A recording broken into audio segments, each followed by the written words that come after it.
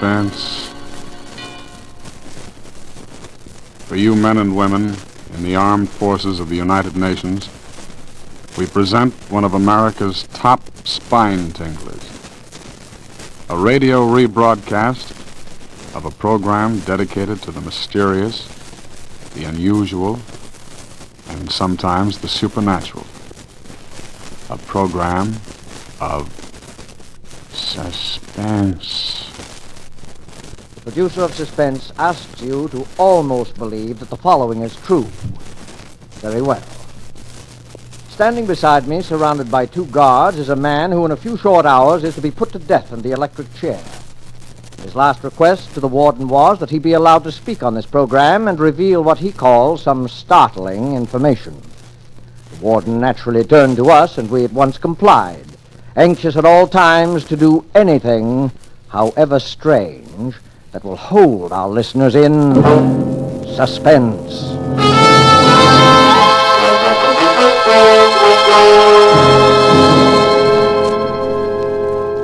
All right. Ladies and gentlemen, I'm speaking correctly? Yes, right here, sir.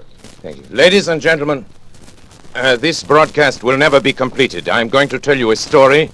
This story involves a number of famous and influential people here as well as abroad. These people have received warning from me, and I am sure all of them are making it a point to listen to me now.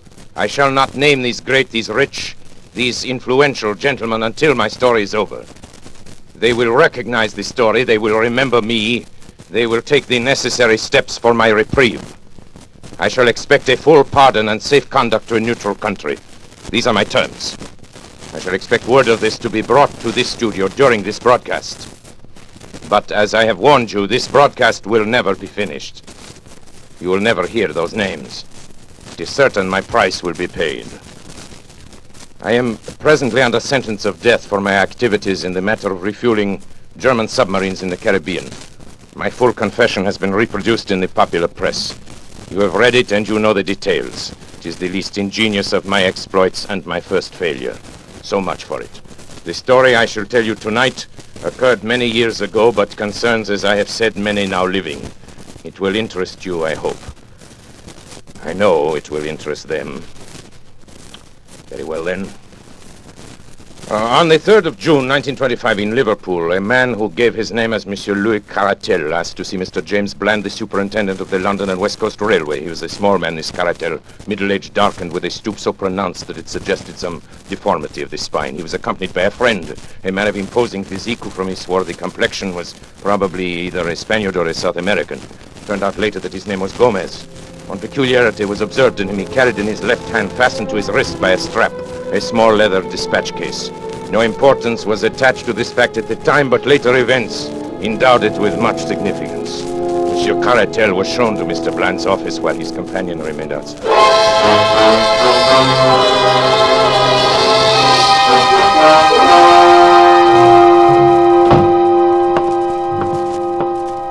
How do you do, monsieur? My name is Louis Caratel. Yes, sir. What can I do for you? I have just arrived from Central America this afternoon. It is extremely urgent that I reach Paris without a moment's delay. Paris, eh? That's too bad. Just missed the London Express. I am not interested in the London Express. Could you provide me with a special train? Yes, I think that could be arranged. Oh? It's quite an expensive proposition. Money is of a small importance, monsieur. Time is everything. If you can arrange a special for me in a hurry, you may make your own terms. Very well. Mr. Hood, will you step over here a moment, please? Yes, Mr. Bland. Mr. Hood, here's our traffic manager, Mr. Caratel. Mr. Caratel. Hood, I want you to arrange a special for him. He's going to Paris. How's the line? Can you fix him up in a hurry? Why, yes, I believe so, Mr. Bland. The line is clear through Manchester, and engine 247 at the Rochdale is on the tracks now. It could be ready, say, in 15 minutes. Good. Who's available for the trip? Engineer Smith, sir. And I can put James Macpherson on as conductor. Well, there you are, Mr. Caratel. Simple as that. Attend to everything right away, will you, Hood? Yes, sir. These men, Monsieur Smith and, Macpherson? Macpherson, are they trustworthy? Oh, yes. Of course. Macpherson's been with the company for years, and I'm sure Smith, although new, is an expert engineer. Bien. Thank you, monsieur. I am deeply indebted. You have been most considerate.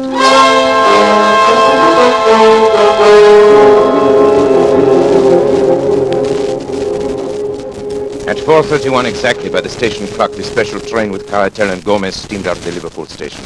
The line at that time was clear and there should have been no stoppage between Manchester. At 6:15, considerable surprise and some consternation was caused among the officials at Liverpool by the receipt of a wire from Manchester to say that the special had not yet arrived. An inquiry directed at once to St. Helens, which is a third of the way between the two cities, elicited the following reply. To James Bland, Superintendent, Liverpool. Special passed here at 4:52. Well up to time. Dowser, St. Helens. The wire was received at 6:40. At 6:50, a second message was received from Manchester. No sign of special as advised by you. And then, 10 minutes later, a third, more bewildering. Presume some mistake is proposed running of special. Local train from St. Helens, time to follow it, has just arrived and has seen nothing of it. Kindly wire advices. Manchester. The matter was assuming a most amazing aspect. Although in some respects the last telegram was a relief to the authorities at Liverpool. If an accident had occurred to the special, it seemed hardly possible that the local train could have passed down the same line without observing it. And yet, what was the alternative? Where could the train be? A telegram was dispatched to each of the stations between St. Helens and Manchester, and the superintendent and his traffic manager waited in the utmost suspense at the instrument for the series of replies. The answers came back in the order of questions, which was the order of the stations, beginning at St. Helens. Special passed here 5 o'clock. Collins Green. Special passed here 5:06. Earlstown. Special passed here 5:10. Newton. Special passed here 5:20. Kenyon Junction. No special train is passed here. Barton Moss.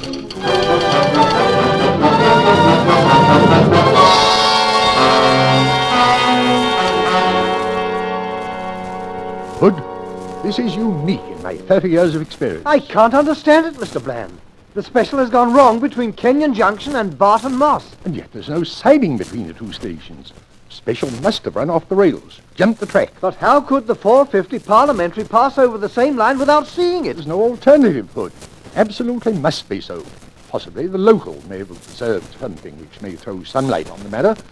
We'll wire to Manchester for more information, and to Kenyon Junction with instructions that the line be examined intently as far as Barton Moss.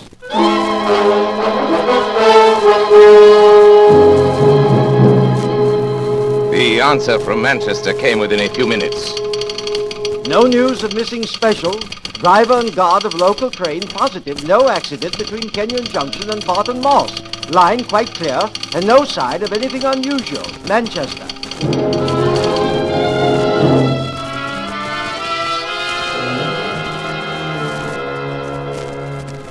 This is lunacy, Hood. Does a train vanish into thin air in England in broad daylight? The thing's preposterous. An engine, a tender, car, 5 human beings, and all lost on a straight line of railway. It's impossible.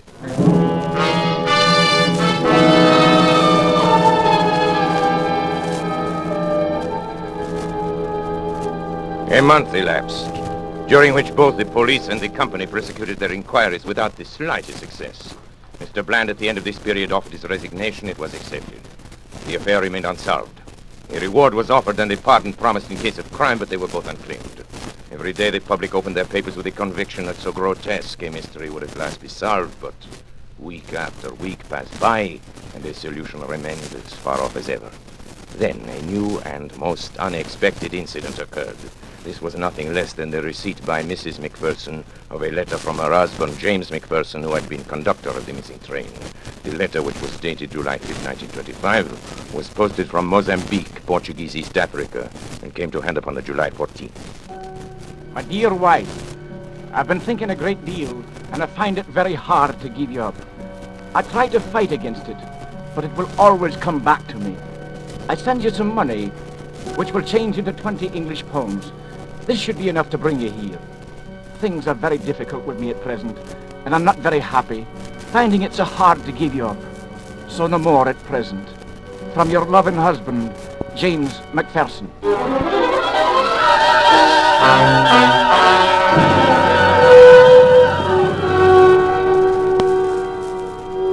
For a time, it was confidently anticipated that the letter would lead to the clearing up of the whole incident. As directed, Mrs. McPherson sailed to Portuguese East Africa. She stayed in Mozambique for some time, but heard nothing from the missing man. Finally, she returned to Liverpool, and so the matter stood. And has continued to stand right up to the present moment. Incredible as it may seem, nothing has transpired during those 18 years which has shed the least light upon the extraordinary disappearance of the special train which contained Monsieur Caratel and his companion, Mr. Gomez, and McPherson, the conductor, Smith, the engineer, the fireman named Slater. And now, after all this time, I shall clear up the entire affair. And unless I hear from those so highly respectable gentlemen who were my employers and who are completely implicated in the crime, unless I hear from them before I'm finished, their names will be revealed on this broadcast. Take final warning, gentlemen. You know I mean what I say. If you are smart, you are at this moment arranging my reprieve. I must remind you, time is short. You have just 6 minutes. Now, for the interest of my other listeners, I shall resume the story of the Lost Special. In a word, there was a famous trial in Paris in the year 1925, perhaps you recall it, in connection with a monstrous scandal in politics and finance. How monstrous that scandal was can never be known except by such confidential agents as myself. At stake were the honor and careers of many of the chief men of Europe and the United States. A secret committee was formed to manage the business. Some subscribed to the committee who hardly understood what were its objects, but others understood very well. They can rely upon it that I have not forgotten their names. You think I could forget your names, gentlemen? You pillars of the community, great, rich, respected, honorable men. Do you remember that day in May 1925? The fashionable country club, remember? And the golf game that was played there that spring morning? Ladies and gentlemen, that was the strangest golf game ever played in the history of this world. Rat, look at that drive.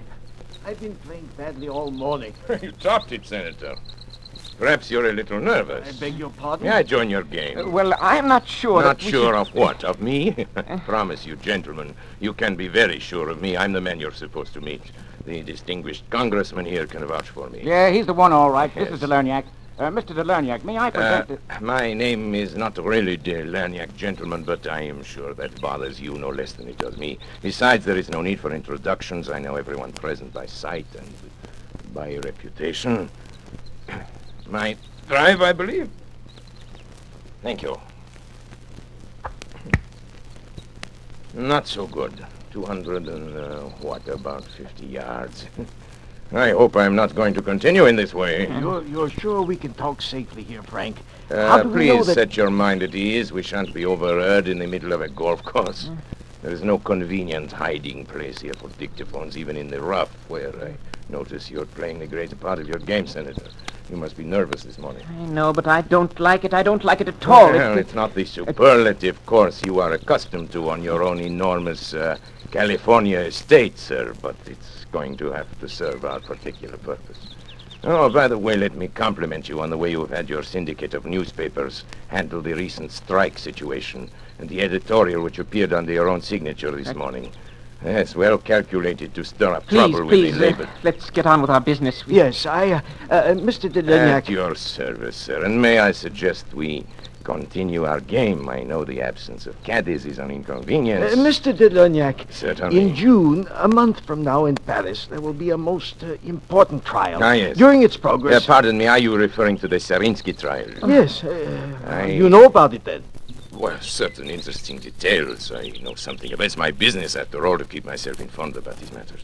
It is not for nothing that I am known as the most... Let me of all continue, agents please. provocateurs. This trial, I'm Yes. speaking in the utmost confidence, you understand. This trial could, if certain evidence were introduced, could have a very serious effect upon the prestige and standing of some most important men. I'm sure In of fact, it could even... You're shivering, Senator. You find it cold out here? No, No, get on with it, Frank. Get to the point. For heaven's sake, please. The evidence which one man could bring to the trial could ruin these men. Without it, the trial will collapse for want of facts. But if this one man arrives in Paris, Quite evidently, you do not wish him to arrive in Paris. No. Gentlemen, you have come to the man. This sounds indeed like the sort of thing which no one in the world can manage with such skill and success as myself.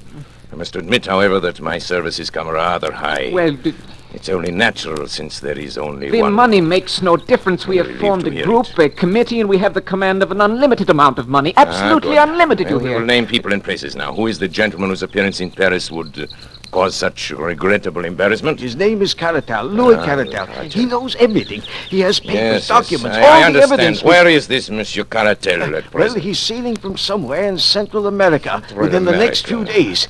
That much we know. Good. Central America. I have an excellent man down there in Central America. This Caratel, you know anything about him, his personal habits? No, very little. He's a small man, dark. He has yes. a bodyguard, a great big bruiser named Lopez. Let me Gomez see, or from something Central like America, that would be the Americano Tropicano. Oh, but those are my Their, ships. You do. Trips all commence at Liverpool, I believe. That's where the ships dock, and our famous trial is to begin in 3 weeks. That would mean that Monsieur Caratel would go directly to London, and I imagine that once there he would be heavily guarded, since it can be no surprise to him that you gentlemen are not without connections in the British capital. That's good, clean See, thinking. this is not so simple as some of my other exploits. A simple assassination. There's your ball, sir. You're playing a Dunlop 38, aren't you? Huh? Oh, yes, to be sure, yes. Quite. As I said, a simple assassination, the usual clumsy job, will not do here. The documents might, after all, be found. The bodyguard might survive somehow, and then we have accomplished nothing, not so? Yes, Are you going to play? yes, of course. Topped it again, I'm afraid. Shall we proceed? I already have 3 plans in my head, gentlemen. I have a plan for nailing him at the Central American port from which he embarks. I have a plan for his disposal aboard the ship. But in each of these cases, I, Delerniac, will be unable to be present, so there is the chance of failure. I will think of a 3rd plan, gentlemen. I shall sail immediately to Liverpool. On my way there, sitting on the deck in the May sunshine, I shall conceive my 3rd plan. It must be something special. Something very special. There I am. Is this your famous water hazard? Well, I think a number 7 iron will do it.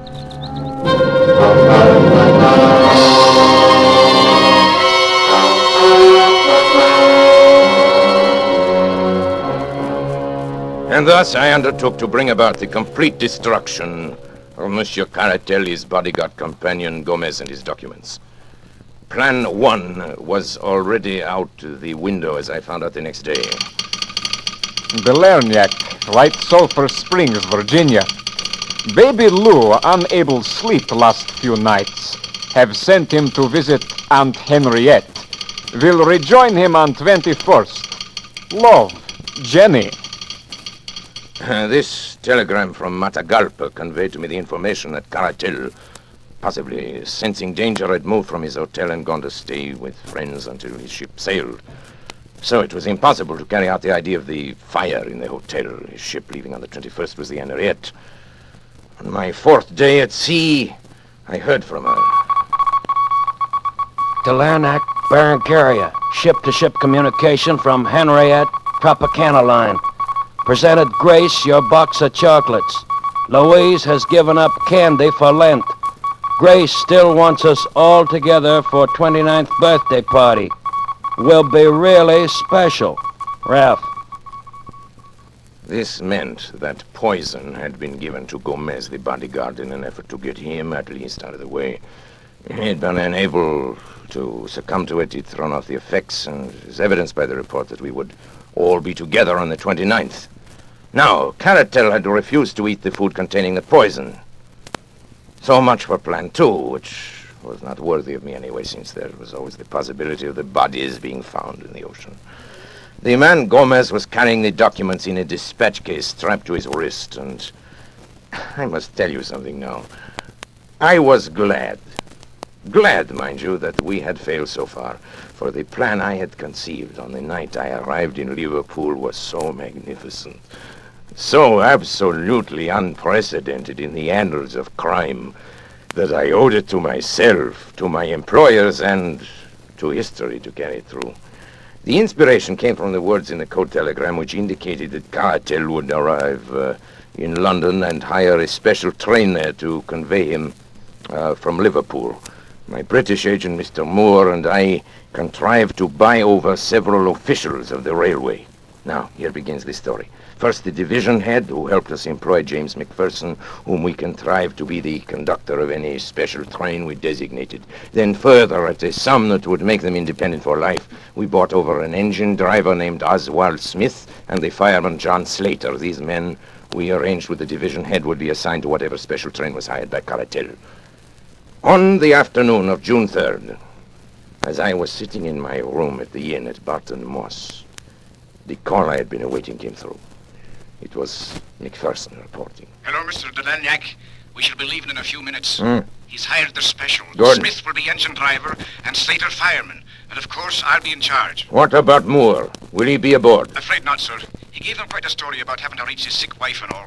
But Caratal would have none of it. You said, though, sir, that it didn't matter. It does not matter. What time will you pass Kenyon Junction? Let me see, sir. If we leave the next few minutes, we should be there at 5:10. 5:10. It's a 49-minute run, sir. 45 minutes. I can make it, but delay all you can before you start. Yes, sir. I guess it's all up to you from now on. Best of luck, sir. Oh, here they come, sir. Goodbye.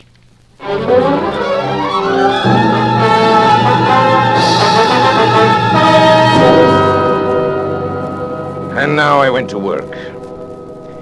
Everything had been prepared for days before, and only the finishing touches were needed. The side track, just before Barton Moss, leading to the abandoned Heartsease mine, had once joined the main line, but it had been disconnected when the mine had been worked out some years before. We had only to replace a few rails to connect it once more. With my small but competent band of workers, we had everything ready well before the special arrived. When it did arrive, it ran off upon the small sideline so easily that the jolting of the switch points appears to have been entirely unnoticed by the two travelers. So, now I have our special train upon the small line which leads, or rather used to lead, to the abandoned mine. You will ask how it is that no one saw the train upon this unused line. I answer that along its entire length it runs through a deep cutting, and that unless someone had been on the edge of that cutting, he could not have seen it. There was someone on the edge of that cutting. I was there. And now I will tell you what I saw.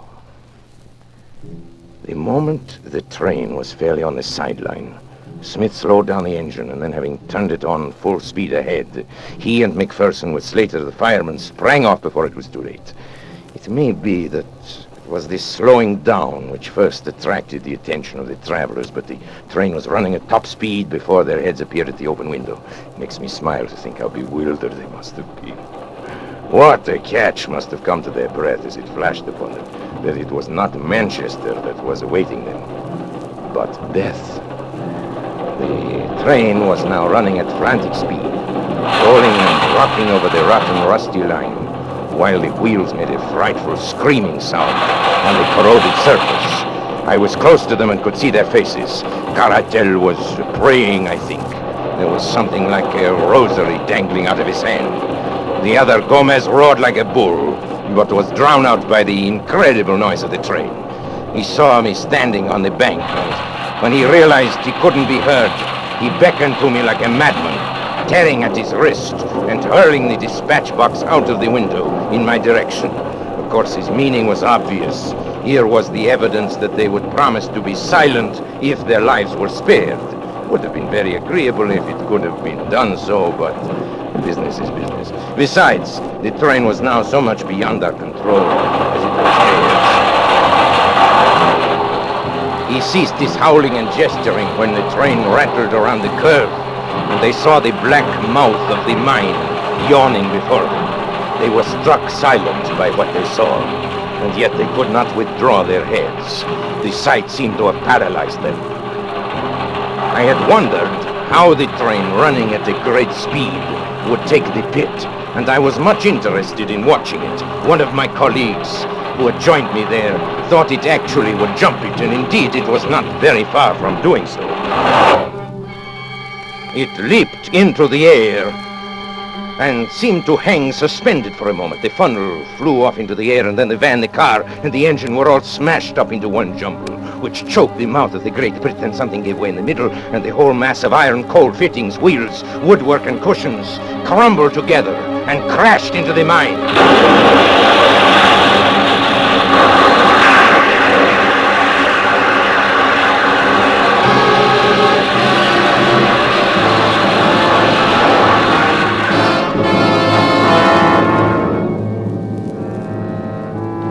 Was perfect. The deep muddy water standing in the bottom of the pit 200 feet below responded to the intense heat of the engine boilers.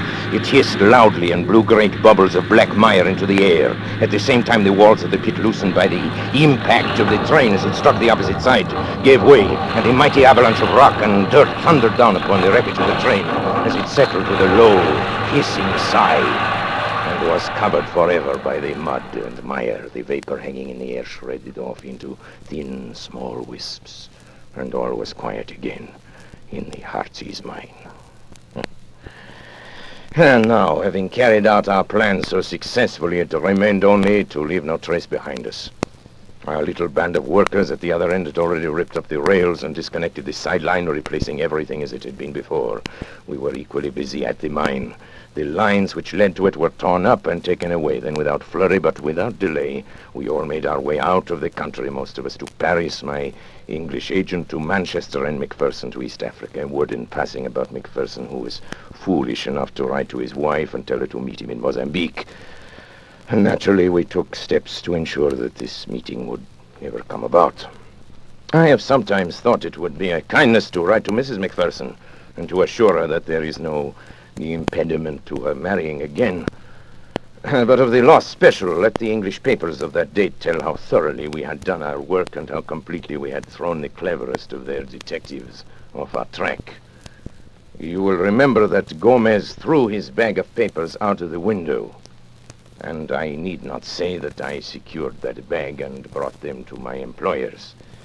It may interest my employers now, however, to learn that out of that bag I took one or two little papers as a souvenir of that occasion.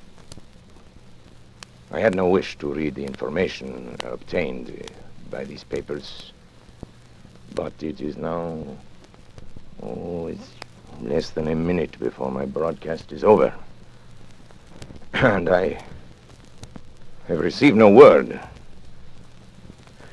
It is the final hour. I see at the other end of the studio the engineer waving his hands at me that my time is almost up. Well, I gave you warning. You had your chance, gentlemen. Very well. Now I reveal your names. And the first name I reveal is that of Charles Watson. Ladies and gentlemen, they're trying murder. I want you to hear these names quickly. I know you will avenge me. The names are... After him, there he goes! Delania, can you hear me? Are you all right? Hey, Bill, play something quick, will you? Theme, curtain music, anything.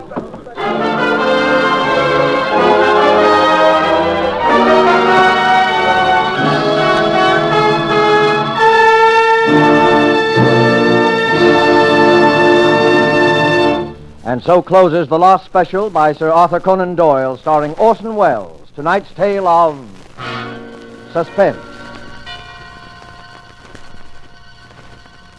This rebroadcast of Suspense was produced in the United States of America.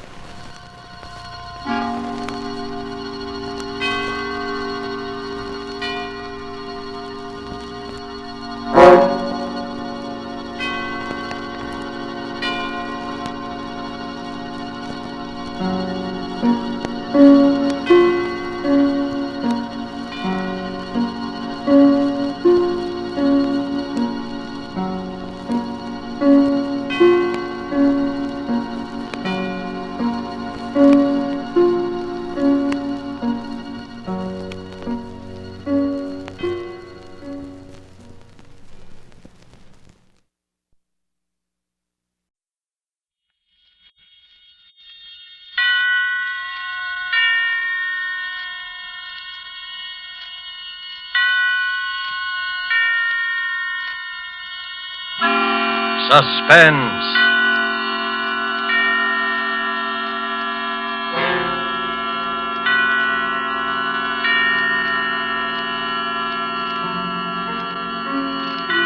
This is the Man in Black, here again to introduce Columbia's program, Suspense.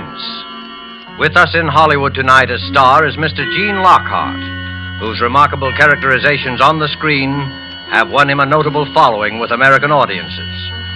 It is with rueful satisfaction, but with satisfaction nonetheless, that the genial Mr. Lockhart contemplates his reputation.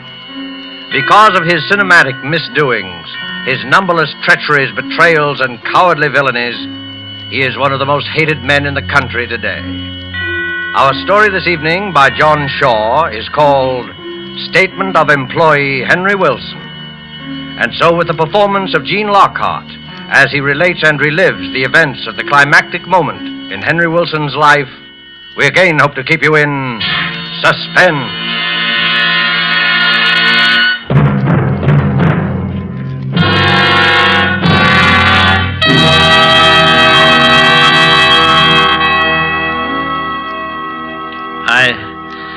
I was aware that I was trembling. I tried walking slowly back and forth in front of the desk, but even in motion, my knees felt weak and my whole body shook. Why was it always I who trembled, and never this pompous insect sitting in front of me? His voice was cool and mocking. His voice was clear and hard. Well, I sympathize with you, of course, Wilson. But the error must be brought to Mr. Larkin's attention. There is quite a big mistake there. Quite a costly mistake. Mr. Larkin must know. He wouldn't cover it up. I knew that. 2 years ago, this man had come with the firm. For 8 years before that, I had worked there, enjoying the work, liking the people. And then he had come there. Have you ever stood quietly by and watched someone rob your house and steal your pocketbook? I was helpless. He was ambitious. He was clever. He was fluent. And as of tonight, I was his subordinate. 2 years against 10 years. Around the office, I had a reputation of being casual and carefree. But I hated this man. Every inch of me hated this man. And it was not a new hatred. Of course, there is no question of your honesty. His voice was patronizing. The patient teacher and the unruly pupil. I hated him. He smiled up at me and waved his hand in dismissal. He almost brushed a small iron vase off the top of the desk with the gesture. I had seen that vase so often, but I had never seen it out of the eyes that I was looking at it with now. Good night, Wilson. Good night, I said. Good night, clever boy. I walked out into the corridor and rang for the elevator. Terrible night, ain't it, Mr. Wilson? I heard the boy Yes, sir, talking, these elevators like are he was vast, yelling too. at me from some distant mountain. He was talking and I was answering, but what either one of us was saying I didn't know. I was thinking of something else. I looked at my watch as I stepped out of the car. It was 11:30 already. I mentioned it. You've had a long day today, Mr. Wilson. Those were the first words of the boy that I heard clearly, very clearly. Yes, I told him. Oh, plenty of overtime this week. I stood and looked at him for a moment. Mr. Dodds is still in the office. You might drop in and see if he wants anything. I think he'd be very grateful. I will, sir. I certainly will. It'll help to pass the time, sir. I don't like to complain, but these nights pass awful slow sometimes. Yes. Go up and see if he wants anything. Go up and see. I walked out of the lobby and came back into the building again when the boy had gotten into the elevator. 4 flights up. I took the stairs slowly. I was in no rush. I must let the boy get out of the room first. He said the nights passed slowly. This one wouldn't, and yet there would be an eternity compressed in it. When I got to the 4th floor, I stood at the top of the stairs and watched the door to Dodd's office. The elevator was parked at the floor, so I knew the boy was in the room. A short while later, he came out, and I crouched back in the shadows until he'd gone down in the car. And then I walked into the room, not in a crouch or moving my feet so that no sound would wake the stillness, but casually, honestly. There was a small waiting room to Mr. Dodd's office.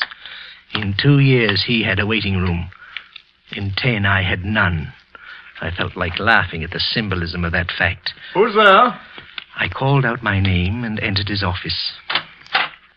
Yes, what is it, Wilson? He was still sitting down, and the iron vase was still alongside of him, very close to him.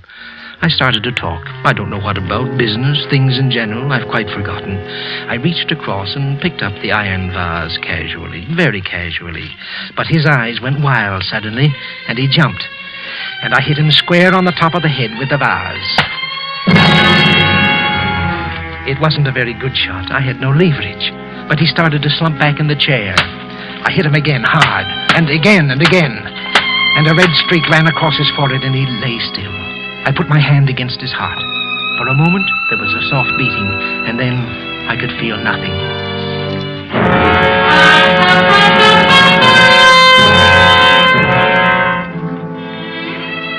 I was very calm and very warm. I was calmer than I'd ever been before. I wiped off the vase and put it back onto the desk. I ran through the papers that Dodds had been looking at until I found the one paper I was looking for. I ripped it into little bits, and I put the pieces into my pocket. Outside the building, my first act would be to scatter the pieces. I'd cover my mistake myself. I moved slowly back to the door. I wiped the doorknob and looked once around the room before I opened the door and stepped out into the waiting room. And then... Going home, Mr. Wilson? I stood there, afraid to turn, afraid to think. I slammed the door shut behind me and stood in front of it. Are you all right, Mr. Wilson? I tried to talk, but the words got caught somewhere in my throat. It was the sweeper, Tom Higby, the night sweeper. I almost fainted. Everything had been set so nicely. I'd left the building. The elevator boy had come up and found Dodds in good health. Someone had stolen in later and killed him. That would be the elevator boy's story. If suspicion attached to anyone, it would be to the boy. I had left the building. But now, this. Are you all right, Mr. Wilson? I'm fine, Tom. A bit of a cold, that's all. A weakens one. How are the wife and kids? Fine, fine. The shock was wearing off. Mr. Dodds is in his room now, Tom, working very late tonight. You'd better, let his office go for this once. Well, if you say so, Mr. Wilson. I could give it a quick brush, though, sir. I wouldn't disturb him none. I stood firm in front of the door. For a moment, I wondered if he'd seen anything when I'd come out of the room. It was possible. He could have looked over my shoulder. No. No, he hadn't seen anything. He began to sweep the sitting room, and I stood and watched him. I couldn't let him get out of here. I'd go to the chair if he told me about being there. And I couldn't kill him, too. Oh, what a quick step it had been back to normal. I was nervous again, and I felt a sickness at the bottom of my stomach. I tried to talk, and I sounded stupid. Tom looked at me. I wouldn't have to touch him. It would be his word against mine, and I had left the building. I opened the door quickly and went back into Dodd's office. I tried to keep my eyes away from that thing at the desk. I remember that he'd kept a bottle in one of the drawers, and I took it and brought it out to the sitting room with me. Oh, Tom, Mr. Dodds has a birthday tomorrow, and he wonders if you'll drink his health with me. Well, I don't think you better take any tonight. Mr. Dodds has a birthday. Sometime tomorrow he'll be a day old in the next world. Tom was famous for his liquor habits, but he hesitated. Well, now... I poured the drinks. I don't think you better have... Up with it, Tom, and down with it. And here's to Mr. Dodds. Well, all right, here's kindness. He drank one. He drank another. He drank a third, and still I poured them into him. He got talkative and grew very gay, but he didn't pass out. I looked at my watch. It was almost 12:30. 1 whole hour I'd wasted with him. I could stand no more. He was drunk. Any test would show that. His story tomorrow would be listed as a drunkard's babble. I had left the building an hour ago. I couldn't afford to waste any more time. I walked behind him, and he was laughing. And I hit him as hard as I could on the back of the neck. He pitched forward off the chair onto the floor. I dragged him into Dodd's office, and I lifted him into the chair facing Dodds. I brought the bottle in from the sitting room and put it on the desk in front of Dodds. I took the iron vase and curled Tom's hands around it for the fingerprints, and I dropped it at his feet. A bottle, a fight, a killing. I was sweating. I went out into the sitting room again and almost fell to my knees. I was frightened. I had to get out of here. I got to the lobby and looked out of the shadows at the elevator. The boy was sitting on a chair outside the car, and he seemed asleep. I came out of the darkness and went quickly towards the street and began to walk rapidly. I wanted to get somewhere out of the world. Would I ever sleep again? We murderers are not supposed to, and I wanted to rest. I had a sudden idea. I went into a cafeteria and used the telephone. I called the building and got the elevator boy on the phone. Hello there. Hello, Jim. Oh, this is Mr. Wilson, Jim. Has Mr. Dodds left yet? The voice that answered me was sleepy, and the words were hard to make out. But I knew all the answers. Well, listen closely, Jim. Will you tell him that the address of the place we were talking about is 144 Gray Street? Yes, yes, that's right. Oh, he'll know what I mean. Will you go up and tell him now, Jim? All right. Thanks a lot, Jim. I was sure the sweeper would be discovered in the room with Dodds. The address was a Turkish bath. It was logical. A man working all night might want to go to a Turkish bath afterwards. Jim would walk in now, and heaven only knew what came next. The sweeper would be caught like a rat in a trap, drunk, and with a murdered man sitting across from him. I walked home through streets that crushed me in their shadows, between walls that whispered at me as I passed. I sat up in my room for hours listening to the sounds Manhattan makes in the night. And finally I fell asleep. And I sat and I slept and I dreamed until sunrise.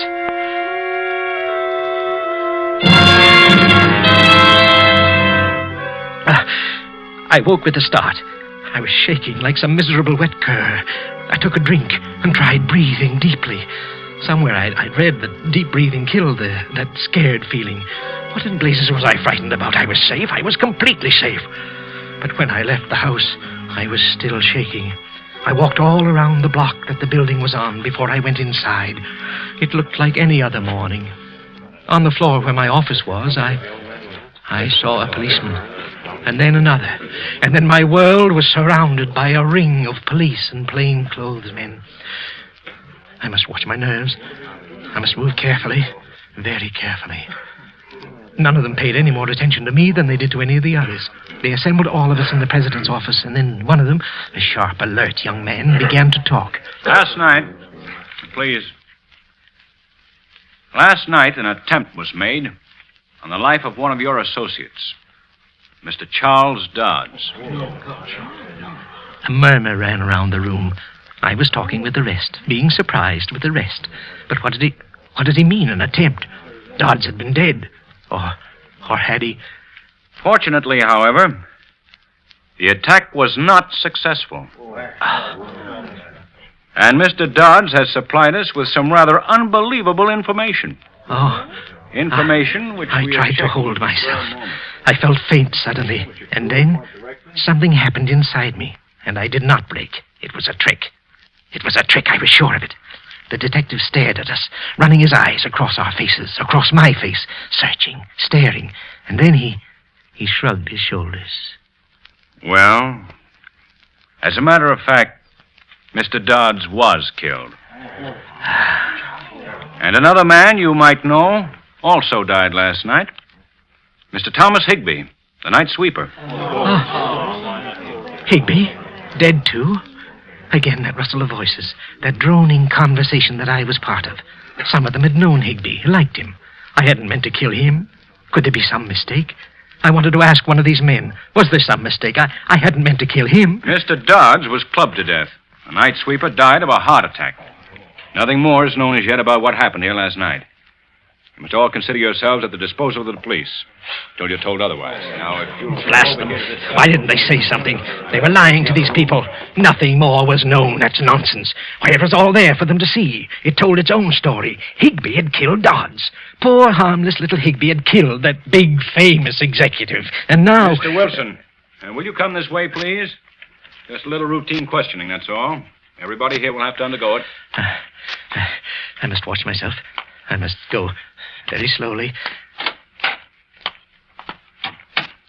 Sit here, won't you, Mr. Wilson? Now, do you remember what time you left the office last night? Yes, it was 11:30. I remember mentioning it to the elevator boy. Uh-huh. And what time did you get home? Oh, somewhere about 12:30, I guess. Yes, just about that time. Is there anybody who would swear to that? Well, the elevator boy... Oh, I don't mean that. Is there anyone who saw you go into your house at 12:30? I hardly think so. At that time, the streets aren't too well populated, you know, officer, and I live in a house where people mind their own business. I really don't know anybody in the house, and I doubt if anybody saw me go into it. But you can check with the elevator boy, though, as to my going home at 11:30. Yes, we have already. You weren't on the best of terms with Dodds, were you, Wilson? Oh, I was fond of him. But I don't know what right you have to say a thing like that. Well, he kind of did you out of a job around here, didn't he? Oh, he was a smart man. Mr. Dodds was an exceptionally smart man. It was not at all a disgrace to lose a position to him. When I left him last night, he was in excellent health. And if I killed a man every time I had a job taken away from me, I'd have quite a long line of victims behind me. Of course, I'm just joking, you know. You made a phone call to him last night, didn't you? Yes, to the elevator boy. I remember suggesting that he go to a Turkish bath after he'd finished work to sort of tone up. They're very good, you know. And I mentioned that I knew a very good one that I could recommend. And then when he asked me the name of it, I couldn't think of the address of the place, and I thought of it later, though, and I phoned the building. Where'd you phone from? From a little place in the neighborhood. And about what time did you phone? Well, it was about 12:25, I guess. I was getting a little mixed up. It couldn't have been then. I was still in the building at 12:30. They were confusing me. You called at exactly 12:55. So you must have miscalculated the time of your arrival at home. However, that isn't important. None of us is expected to time ourselves from place to place, are we? When we find too good an alibi, we get kind of suspicious. Well, I don't think we'll have to bother you anymore, Mr. Wilson. Thank you. He asked me to send somebody in to see him as I went out. I forget who it was. I was thinking very hard. I went into my office and sat down. So easy. Was it possible the whole thing was over? And so easily? Hello there, Wilson. Very sad, this business. Very sad. Good morning, Mr. Larkin. But we must go on. Mr. Dodds would want it that way. Yes, sir, he would. It's a responsible job he had, Wilson. But you've been with us long enough to know that. Yes, sir. Do you think you can handle it? Well, sir, yes, sir, I think I can. Good. Get your stuff together and take over Dodd's old office. You deserve this, Wilson. And I'm sure you'll reward our confidence in you. Well, thank you very much, sir. Of course, I hardly expected... On second thought, I think you'd better go into his office right away and sort of straighten out some of the things on his desk. I'll have one of the boys bring your things in later. Very well, sir. Good luck. Thank you, sir. The fat, pompous pig. Why hadn't he said those things before last night? They were all in a spot now. They needed poor, stupid Wilson. They needed me to get them out of a hole. The further the thing went, the funnier it got. Books were wrong about virtue and good counting for anything. To get ahead, you either married the boss's daughter or killed the boss.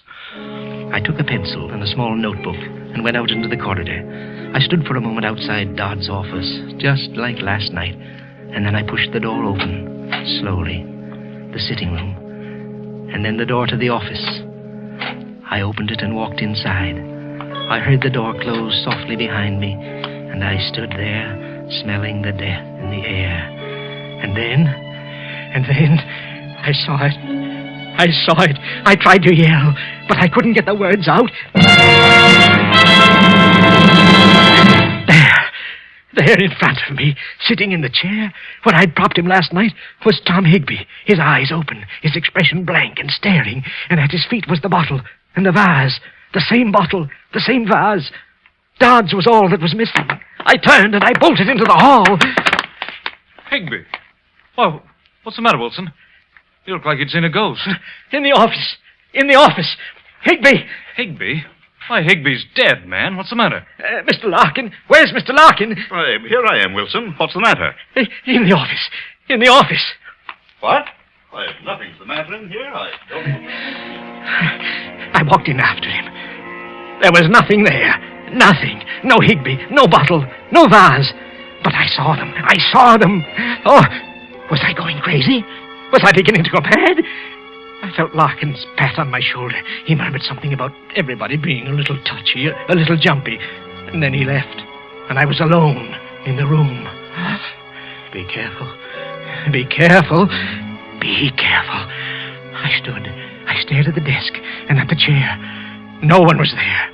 No one could have been there. I must watch myself. What? Oh, I beg your pardon. Oh, not at all. I seem to be in the wrong room. I'm Mrs. Charles Dodds. Oh. I'm looking for that young detective. He doesn't seem to be out here. Well, I believe he's in the end room questioning the employees. Well, then I don't suppose he'll be able to see me for a little while. Do you mind if I wait here for him? Well, Thank you so much. Excuse me for a second.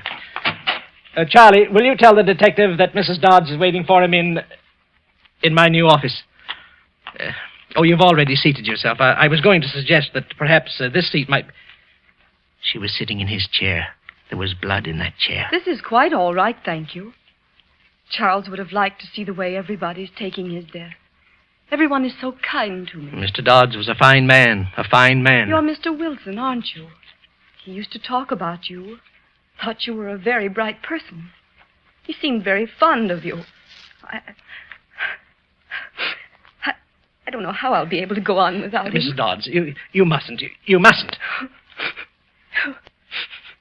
I'm sorry. He wouldn't like to see me carrying on like this, would he? We were going to buy a home in Westchester this summer. Did he ever tell you that? Yes. Just outside Yonkers. We have 2 lovely little ones, Toby and little Mary. He loved the New York State countryside. We talked so much about it. On she rambled. He liked this. He didn't like that. The children, Toby and little Mary. Toby and little Mary, she was driving me crazy. Stop it, I wanted to yell. Get out of here and leave me in peace. Get out of here, you witch. Get out. Get out. Mrs. Dodds, Detective Lewis would like to see you now. Thank you for everything, Mr. Wilson. And goodbye. Goodbye. Goodbye, and get out. And leave me alone. I hadn't meant to do anything like that.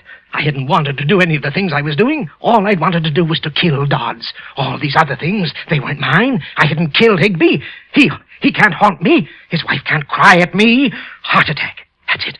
Higby died of a heart attack. I beg your pardon, sir. Have you seen Mrs. Higby? The detective is looking for her. How would I see her? Am I everybody's guardian? How can anybody get lost in this office? Sorry, sir. Mrs. Higby? Mrs. Higby? Stop it, you Mrs. fool. Higby! You howling idiot. Can't you be looked for quietly? You will drag Higby from his grave with your yelling. 2 widows. What? You manufacture widows, don't you, Mr. Wilson? Widows and orphans. Tell me, Mr. Wilson, is it your life's work or is it just a hobby with you? Tell me, Mr. Wilson. Who is that? Who is that talking? Do they think they can make a fool of me? The office communication. It's off. Oh, stop it, Mr. Wilson. You'll go balmy. Oh. You've committed the perfect crime. Don't go crazy and spoil it. No. Perfection is instinctive with you, isn't it? Yes. Not a plan did you make. Spontaneous perfection. Yes. There aren't many could do that. Go on. Go on. Voices can't frighten me. They deserve to die. And that's why they're dead. Thou shalt not kill, Mr. Wilson. Thou shalt not kill. Thou shalt not kill. Not Higby. I didn't kill him. His heart stopped. Do you hear me? That's all. I didn't kill him. Now you voices stop. Do you hear me? Stop it, I command. Stop it. Is something wrong, Mr. Wilson? What do you mean, is there something wrong? Do you hear them, too? Well, you mustn't listen. They lie. Do you hear me? They lie. Now get out. Get out. Get out. You must talk only to me. Do you understand me? Only to me. Not to these others. Don't say anything to them. Only to me. Only to me. Well, what do you want? Well, I don't know. You think they'll say something bad about me, don't you? So you can carry me off to jail. That's what you're waiting for, isn't it? Well, you're going to be disappointed. You see? They're quiet. What's quiet? Yeah, who's quiet? You think I'm going to tell you. They won't say anything unless I tell them to, and I'm not going to tell them to say anything, not one little word. Last night you wanted to know all about last night. Well, you asked them, but they won't tell you. Look at the expression on that face. Look at him, Lieutenant. They were there. They saw me hit him, but they won't say anything. They were there, but they won't tell you a thing. Not one little word, not a He's single a thing. gibbering idiot. Because I'm not going to let I them. shouldn't have let you They won't monkey feel around. No. We could have gotten it out of him some other way. You and your psychology. You know, you should leave that stuff in colleges. All I did was plant Higby in the office and route Mrs. Dodson here and talked into the ventilating system. Yeah, those voices had me creepy, too. Incidentally, Dodds was single. What? That girl's my fiancée. She's an actress. Well, Not a word. well, why did you tell him Higby was dead? No, maybe you better not explain. Psychology, huh? Well, what are we going to do with the confession now? We should have pinched him the moment he walked in here. Behave. They know. Maybe I'm lucky I never went to college. There's no use you waiting here. They won't tell you anything. They're mine, all mine. I tell them what to say. All right, get the wagon up Can't say here. a word. I'm not going to Nothing at walk all. this thing through the Remember that. streets. I won't say a word.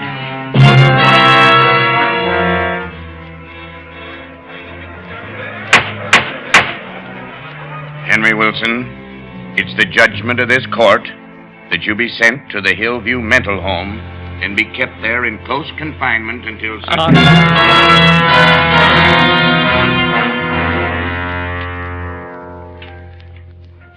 On the voice went. I had stopped listening to voices, all but the ones that I couldn't help hearing. But I'm not crazy. I'm not crazy. I tell people that, and they look at me queerly. The stupid fools. The guards here have spread the lies that I have fits. Lies. Lies, I tell you. They say every night when the moon comes up, I have fits. Loud, roaring fits. Well, they lie. Because it's then that I hear the voices.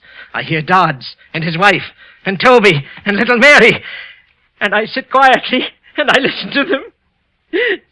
Do you think I can have a fit in front of them? Do you now? No, I'd be ashamed. I tell you I'm not crazy. And they lie when they tell you that they lie. All of them. They lie. And they're lies.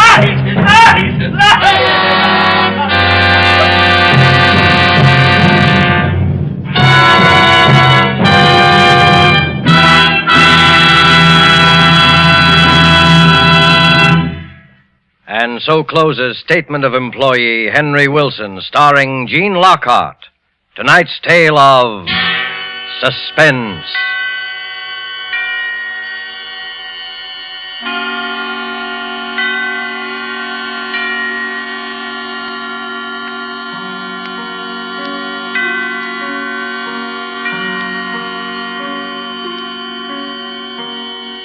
This is the man in black who conveys to you Columbia's invitation to spend this half hour in suspense with us again next week, same time, when our two distinguished stars will be Margot and Philip Dorn. They will appear in a suspense play by John Dixon Carr entitled Cabin B-13.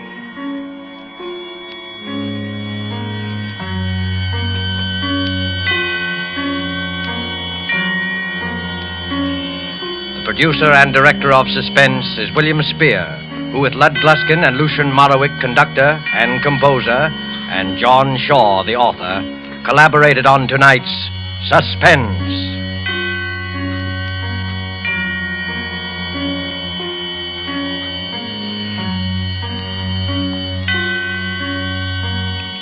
Suspense fans, please note that this program will shortly move to a different day of the week.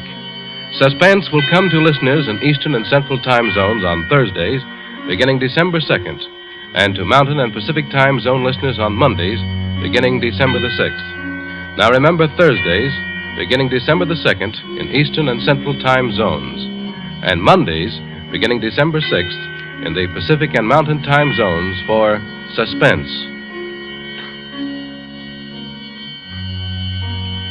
This is CBS. The Columbia Broadcasting System.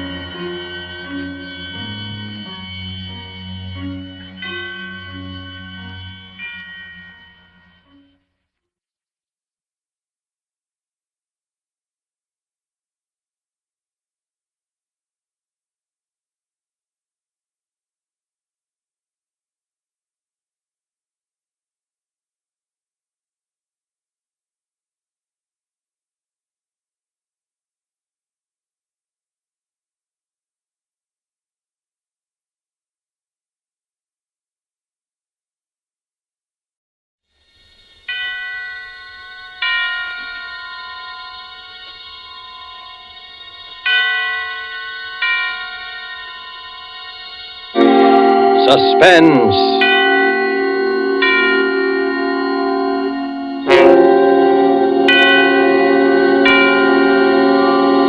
This is the Man in Black, here to introduce Columbia's program, Suspense. Heading our Hollywood cast tonight is the distinguished American actor, the star of the Broadway suspense drama Angel Street, who has recently returned to this coast to resume his film career, Mr. Vincent Price. Tonight's suspense play, which presents Mr. Price, and which is produced and directed by William Spear, relates an episode of recent years in the unfriendly Nazi capital of Berlin. The strange death of Charles Umberstein by E. Jack Newman is tonight's tale of suspense. If you have been with us before, you will know that suspense is compounded of mystery and suspicion and dangerous adventure. In this series are tales calculated to intrigue you, to stir your nerves, to offer you a precarious situation, and then withhold the solution until the last possible moment. And so, with the strange death of Charles Umberstein, and with the performance of Vincent Price, we again hope to keep you in suspense.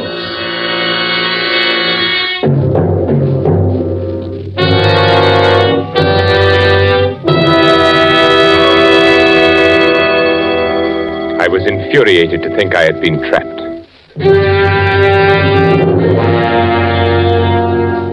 The thought that someone had discovered my intentions maddened me to the breaking point.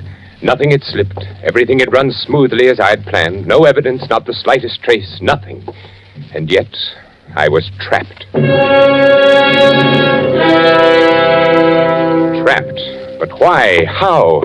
Let me see. Papers in my briefcase, train ticket, information forwarded safely to my office. And he knew. How? But he did know. I stood quietly in my room, watching him, watching me, waiting for me, standing by the lamppost beneath my window, knowing he had trapped me, waiting for me.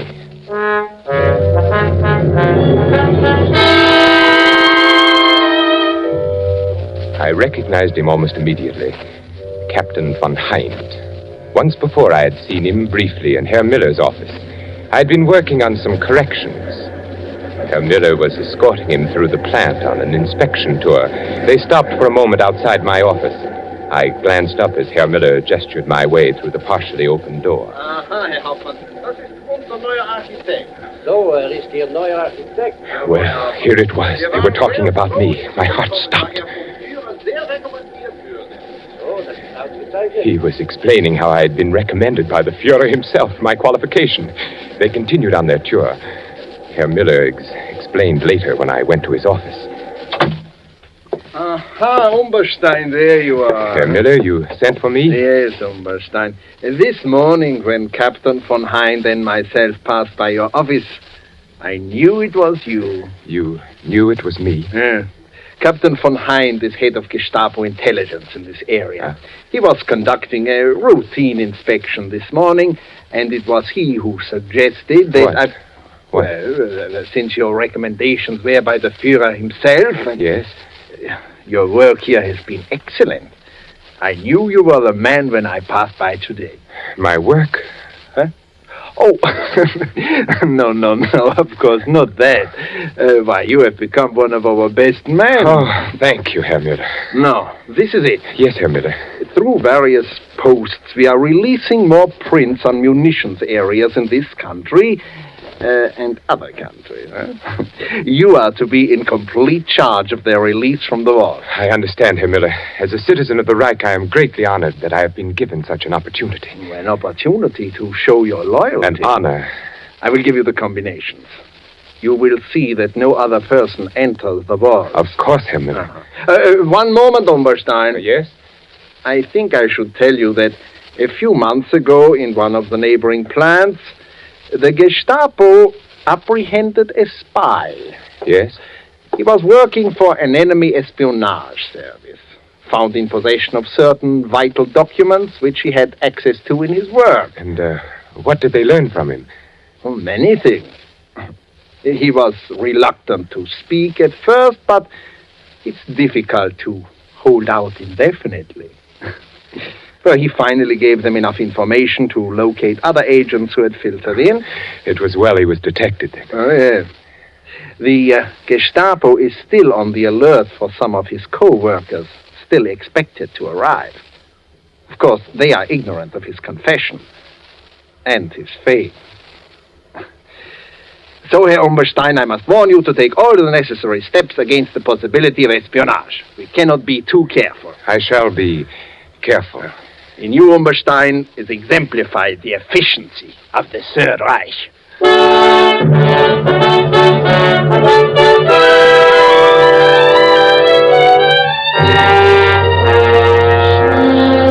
I closed my suitcase and looked down on the street. I watched him standing there. I kept asking myself, how could he know? This Captain von Hind, how could he know? The plan was perfect, the best yet, and yet I was discovered, trapped. It was a late Saturday afternoon, and the silence of the day hung heavy in the room. Outside it was cold, very cold, but in my room it was warm, stuffy. The radiator hissed and spewed as though it were the judge of the events to come. I was almost angry at it. A radiator. It was still light enough that he might see me if I crossed to raise the window. He wasn't aware that I was in the room. I hadn't turned on the lights. Now he stood there, waiting for me to return. I lay down on the bed, smoking, my thoughts troubled by the one question, how? How had he discovered me? Safely, I had avoided all connections with anyone who might have a chance to spy on my work. There was not the least cause for suspicion. An established citizen of the Reich, well-recommended, pure Aryan, employed as an architect in one of the country's largest munitions plants. Certainly there was no reason for him to suspect me. The Gestapo, this Captain von Hind, waiting to take me. Fräulein Keller. Absurd. Oh, of course not. Not she. But could you ever trust a woman? Fräulein Keller. Did I give her any reason at all?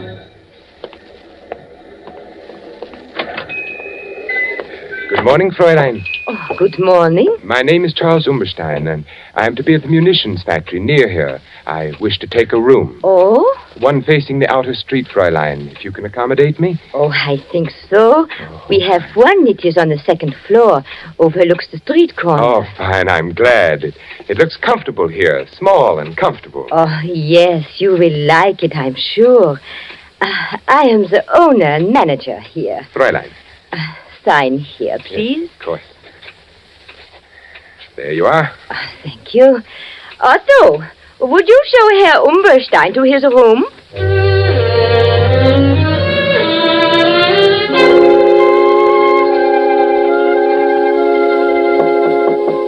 Yes?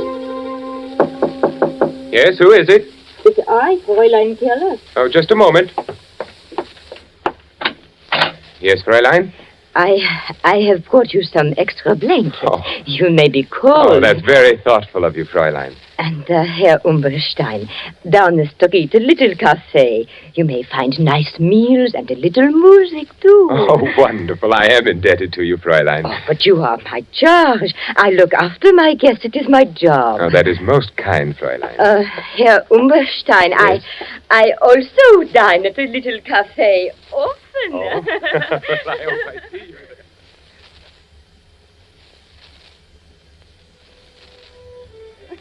Here's to you, Fräulein, for your wonderful hospitality. Oh, to you, Herr Umberstein. Fräulein, it's growing late. I must be off. I have a great many things to do tomorrow. Oh, and so do I. Oh, it has been a wonderful evening. Wonderful. Yes, wonderful. Here's your coat.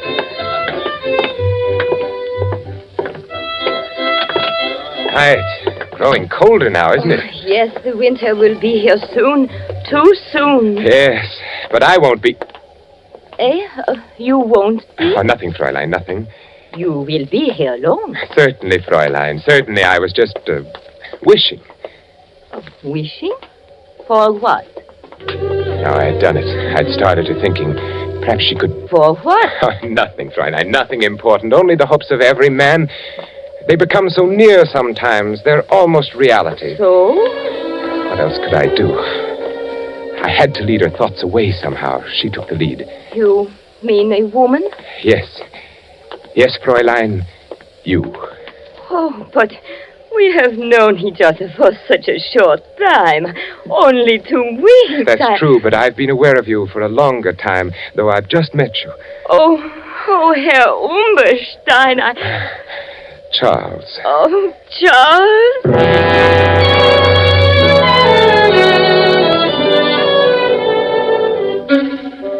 At first I was uneasy about the whole affair.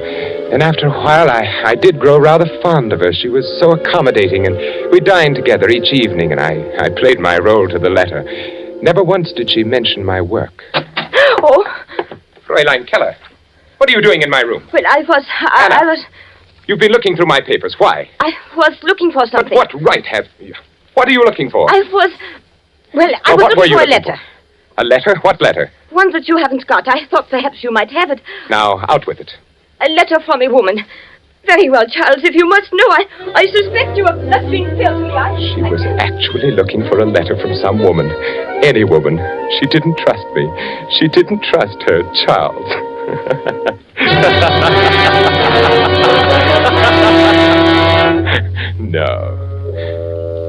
No, it couldn't have been Fräulein Keller. Who then could it have been? I walked over to the window and looked down at the figure who so patiently kept his vigil there. Captain von Heinz, waiting. Why? There had been something wrong with the passport, but no, that was perfect, not the passport. All passengers will report to the trainmaster for passport examination. Yeah, all in order. You can take your luggage to Berlin. Yeah, this way. Next. Next. Here you are. Name? Charles Umberstein. Residence? Berlin. Nationality? German. All in order. Picture, luggage, all in order. Thank you, trainmaster. You must be careful, you know. When may I catch my train for Berlin? It should be by any moment. Next. As I stood there in the shadows waiting for my train, I examined my passport again, as I had done 100 times before. No one would have any reason to doubt anything so genuine as that. All passengers for Berlin! All passengers for Berlin! Guard, must we stand passport inspection again? Yeah. The Army intelligence will accommodate you on the train. Jawohl.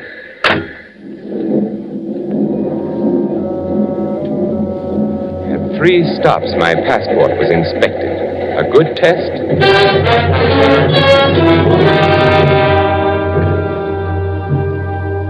If the passport had been suspected or investigated, it would only prove that I was Charles Umberstein. I had come by the passport through Hans. At the time, Hans was employed as an Austrian customs inspector. This gave him access to many such passports. According to Hans, there had been a person named Charles Umberstein who had suddenly disappeared in 1936. Since there had been no friends or relatives to make an inquest, well, you can see. No, I was Charles Umberstein. Why, I even resembled the badly scarred photograph on the identification card. From the front view, he was evidently a large man, big shoulders, large head, wore a short Prussian haircut. Yes, I certainly looked enough like the photograph. Passport was flawless. He couldn't have discovered me through that, this von Heinz. Something else. What else? The plans? No, of course not. They couldn't have discovered that. I merely made copies and left the originals. No, not the plans. Why, Hans and I...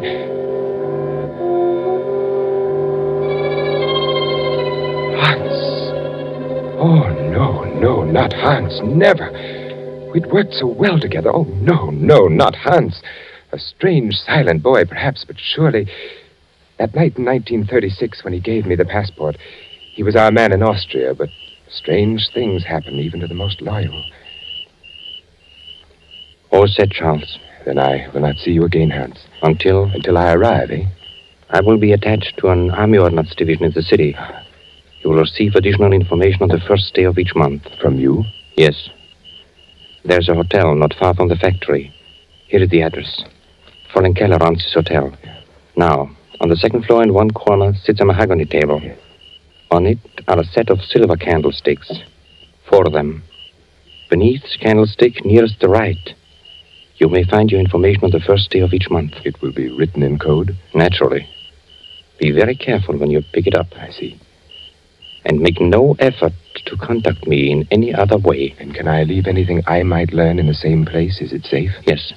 Now, remember, sooner or later we are bound to be introduced, you and I. My duties with the Ordnance Division will, of course... So near and yet so far kind of thing, eh? Yeah, very far. Once inside the city, I'm Oberleutnant Hans Neumann of Army Ordnance, understand? I am Herr Charles Umberstein, architect. Right. Well, time grows short. I must go. Everything checked. Your passport? Perfect. I even resemble the photograph. Look, Hans, don't you think so? Yes, not bad. Very considerate of Umberstein to have looked this way. Tickets? Right here, through to Berlin. I report to Franz Miller in the munitions factory, produce my credentials. He's been expecting me. I haggle a little about the salary, then I accept. At first opportunity, become acquainted with MB plans. And I will see that you are highly recommended from a reliable source. Just as a matter of curiosity, Hans, who will recommend me? Oh, you needn't worry, Herr Umberstein. It'll be good, I assure you. Then goodbye, Hans. Oberleutnant Neumann, if you please. Oberleutnant Hans Neumann.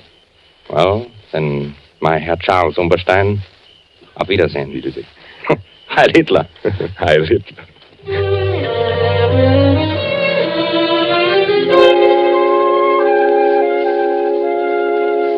Yes, everything Hans had said came about. I picked up my information each month at the little hotel. I left an occasional report for Hans. It was the only way we ever communicated. And then Oberleutnant Hans Neumann began to appear in Franz Müller's office. And eventually Müller introduced us. In fact, Hans was with Müller quite frequently, and they dined together regularly. Hans played his part well. But one day, something was worrying him. I will wait here for you, Miller. I'll be with you in a moment. Ah, Herr Umberstein. It's good to see you again. Lieutenant Neumann. Herr Miller speaks very highly of your work here. Thank you. Be very careful of this Captain Von Hind. There's something wrong. I don't know what it is. He looks at me very strangely. And there is something I recognize about the man. The eyes are... You've met Umberstein. Yes. We were just chatting a moment. I've seen Von Hind somewhere before. Be very careful. And don't come with us in case they ask you. Well, you all ready? Why, yes, of course. Umberstein, would you care to join us at luncheon? No, thank you. I have some work to do. Always working, eh? Yeah. Well, then, let's go, Hans, yeah? Yeah, certainly. Oh, by the way, will Captain Von Hind be joining us today? No, Von Hind sends his regrets. Something is delayed. Oh, that's too bad. Von Hind, a remarkable man. No one like him in the service. No one like him. Goodbye, Lieutenant. Von Hind.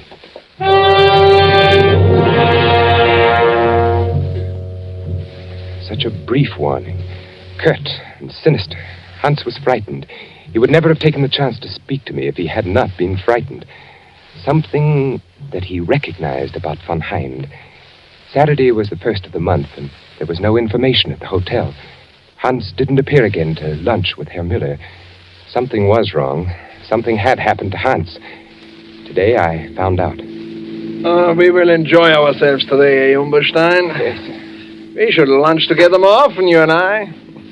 I like good company when I eat. Good food, good company, good digestion, Herr Müller. This is a wonderful restaurant that we are going to.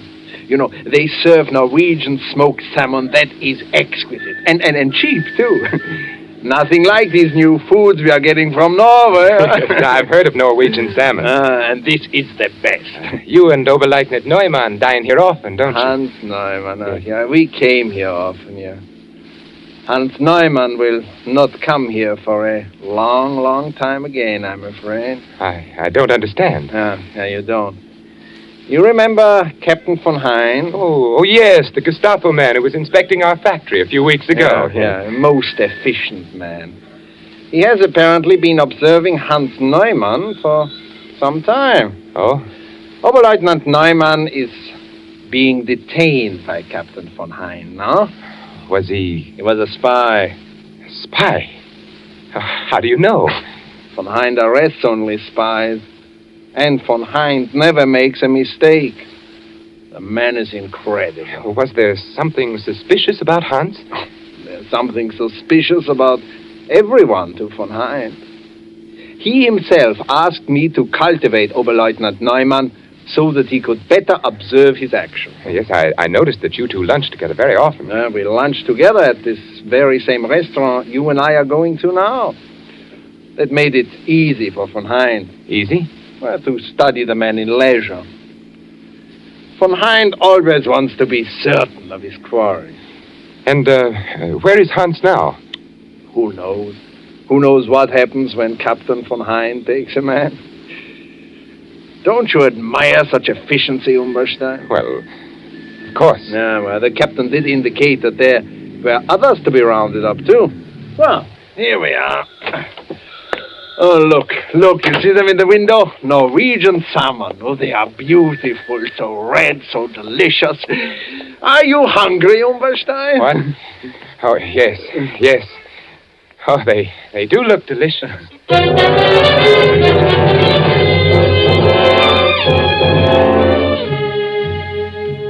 Captain von Hind. I looked at him out of the window again. I could see his breath now. It was growing very cold.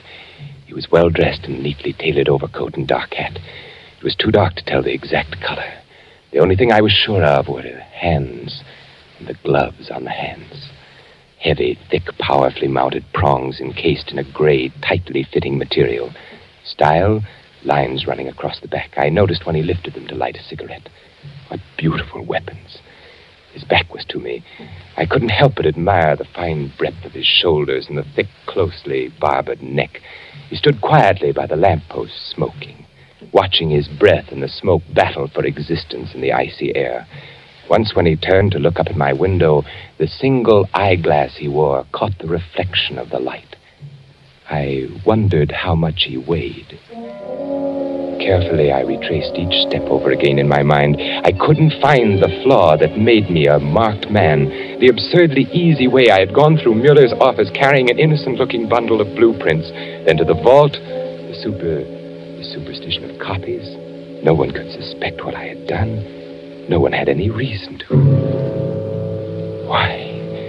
Why then was I trapped?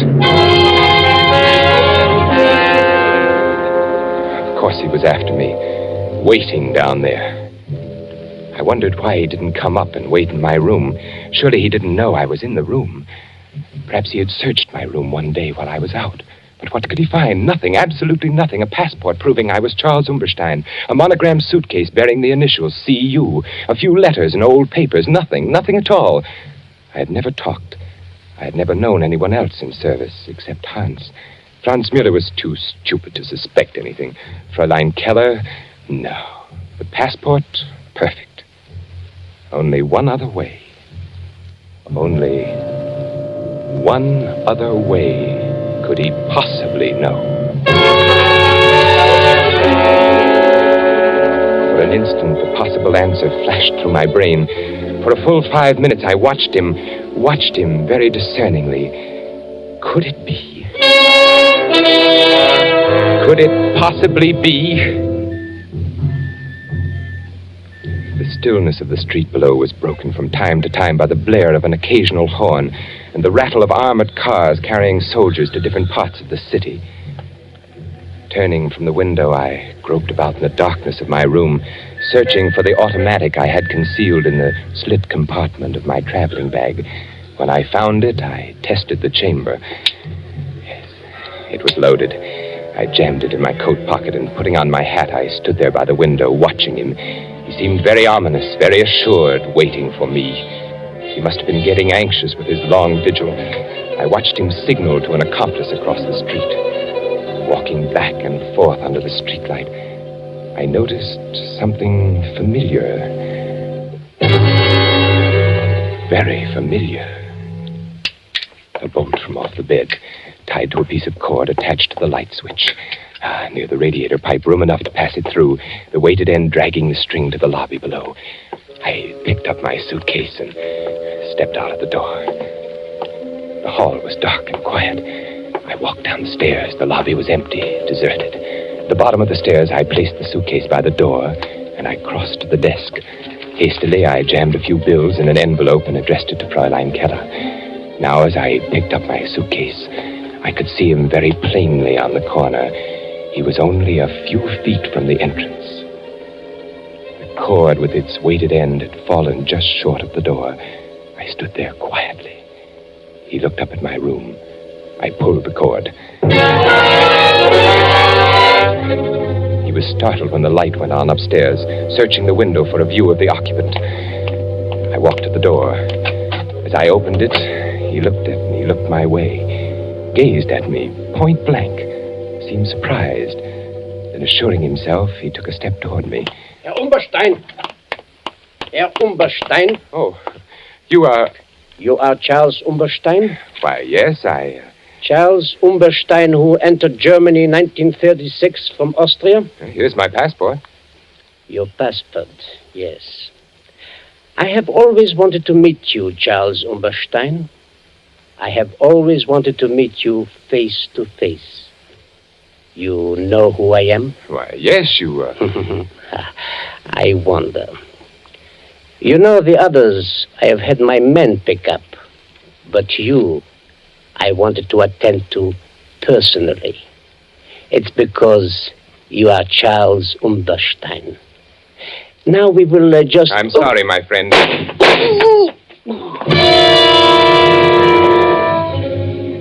He sat down hard on the curb.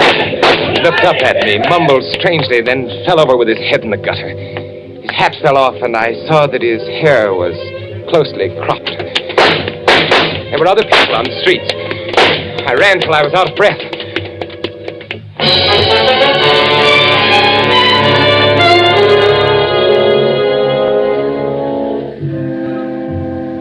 The next day, I picked up a Berlin paper on the railroad station. On the second page, I read the headline, Gestapo official murdered.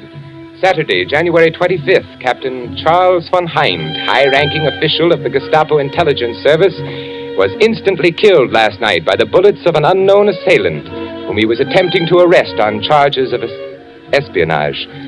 Captain von Hind had been connected with the Gestapo since 1936.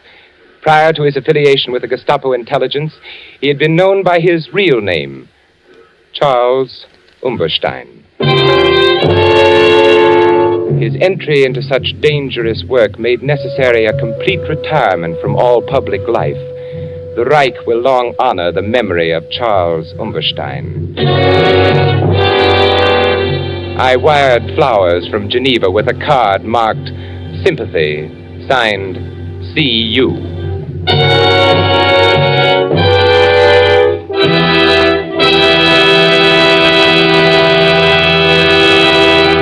And so closes The Strange Death of Charles Umberstein by E. Jack Newman, starring Vincent Price. Tonight's tale of suspense. Vincent Price will soon be seen in the 20th Century Fox production, Song of Bernadette. The producer and director of Suspense is William Spear.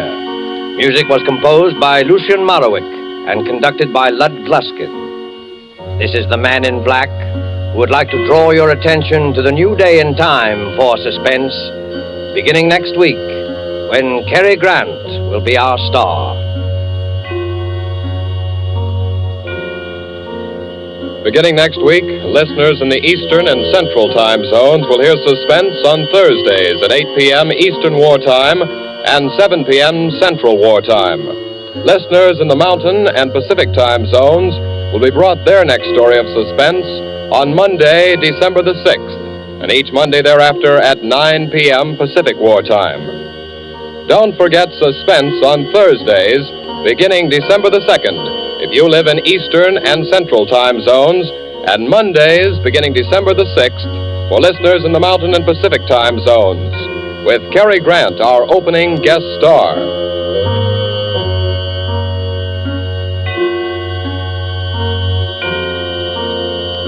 This is CBS, the Columbia Broadcasting System.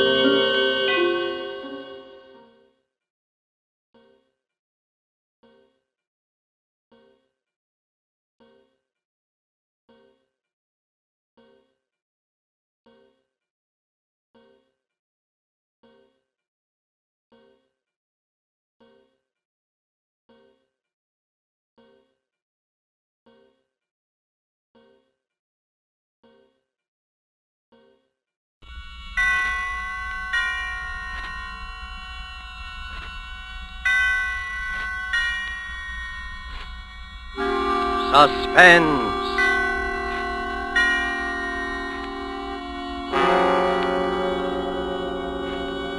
Presented by Roma Wines, made in California for enjoyment throughout the world. Salute. Your health, senor. Roma toasts the world. The wine for your table is Roma, made in California for enjoyment throughout the world. This is the man in black, here for the Roma Wine Company of Fresno, California, to introduce this weekly half hour of Suspense. Tonight in Hollywood, Roma brings you as star Mr. Peter Lorre. The suspense play which stars Mr. Lorre and which is produced and directed by William Spear is called Back for Christmas. In this series, Roma brings you tales calculated to intrigue you, to stir your nerves, to offer you a precarious situation and then withhold the solution until the last possible moment. And so with Back for Christmas and with the performance of Peter Lorre, we again hope to keep you in suspense.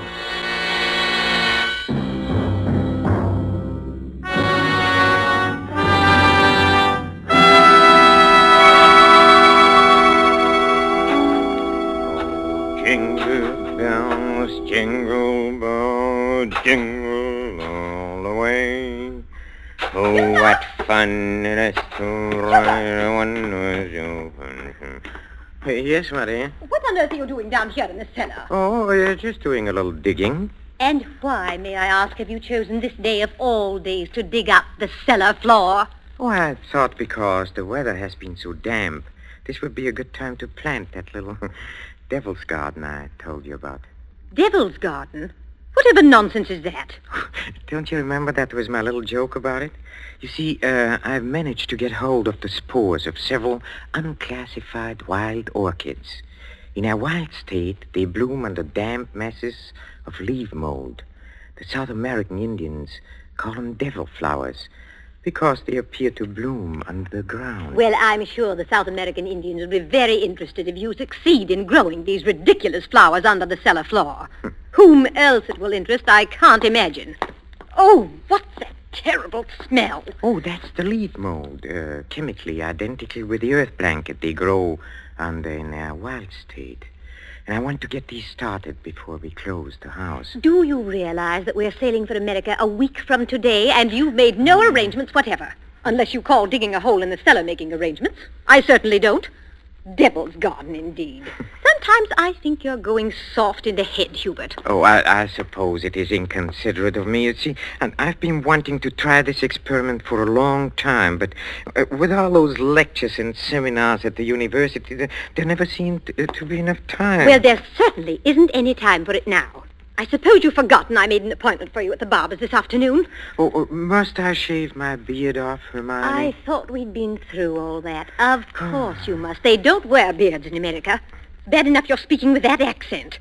They'll probably think we're Germans as it is. Oh, I should think it would be quite easy just to explain that I'm Swiss. Now, Hubert, don't be argumentative. Go and get your jacket on and do as I tell you. Yes, Hermione. And don't forget to take your umbrella. It looks like rain. Yes, Hermione. And don't look so put upon, Hubert. Someone has to plan things in this house.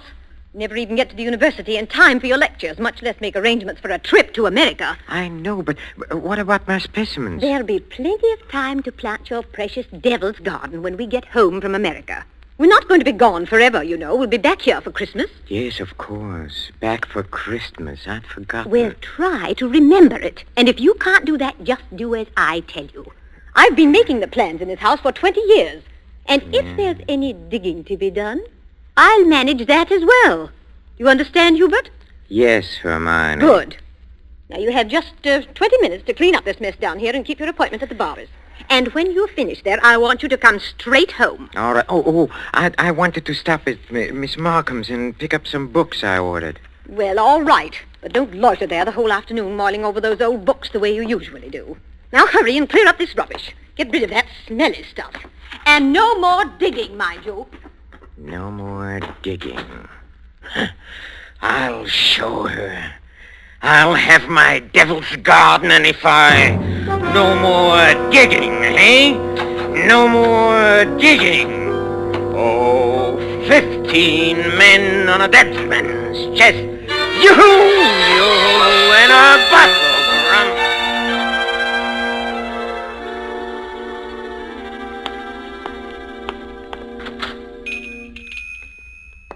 Good evening, sir. Oh, good evening, Miss Markham. Why, it is Professor Schumacher, isn't it? Do you like me better this way? You look ever so much younger without the beard. 20 years at least.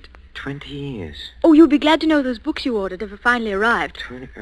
Oh, yes, the books. Let me see. The phytotomy of phalloid gametophytes and coniferous shrubs of North America. Those are the ones you ordered, aren't they? Yes, thank you. You're very kind, Miss Markham. Why kind, Professor Schumacher? Well, not many young ladies in bookshops would go out of their way to look up rare books for an old professor of botany. Why, you're not old, Professor Schumacher. Really, you look... What do I look like? And besides, I adore botany. It's my particular hobby. Oh, really? You've never told me that before, Miss Markham. Well, I was afraid to. You looked so imposing with the beard and all. Miss Markham, forgive me if this sounds foolish, but since talking with you today, I feel that shaving off my beard is the most important thing I've done for 20 years. Oh, yes. It is. I'm sure it is. For 20. I'm so sorry that I've been so distant with you all this time. Oh, there were times when I almost spoke up. Oh, really? Times when you came in here, tired after a day with your students at the university. You seemed so alone.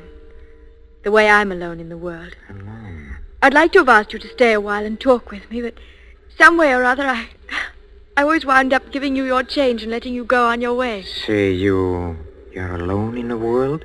Since my father died. Oh, Miss Markham, did you never think of marrying? My father was a very remarkable man. I never found anyone who seemed to measure up to what he led me to expect of men. Miss Markham... Oh, it's been so long since anyone called me by my first name. I'd like you to, if you want to. It's Marion. Marion? Oh, how nice. And yours? Well, Hubertus. but in English, Hubert sounds better, huh? How long have you been alone, Hubert? Alone? I knew you were a widower, of course. The first time I saw you. A widower? I can always tell. There's a certain sadness in a man's eyes.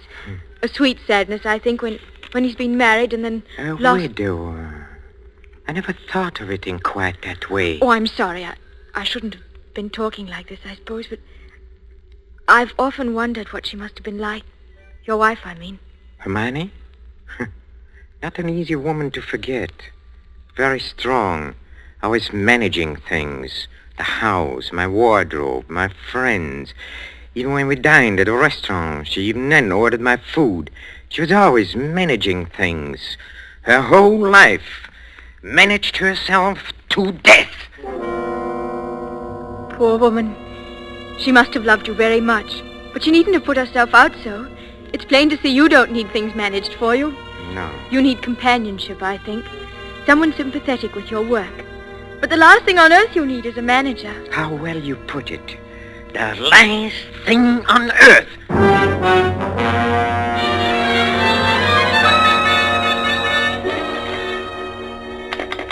Operator, are you there? I'm still waiting on that call to Salisbury. Well, put them on quickly.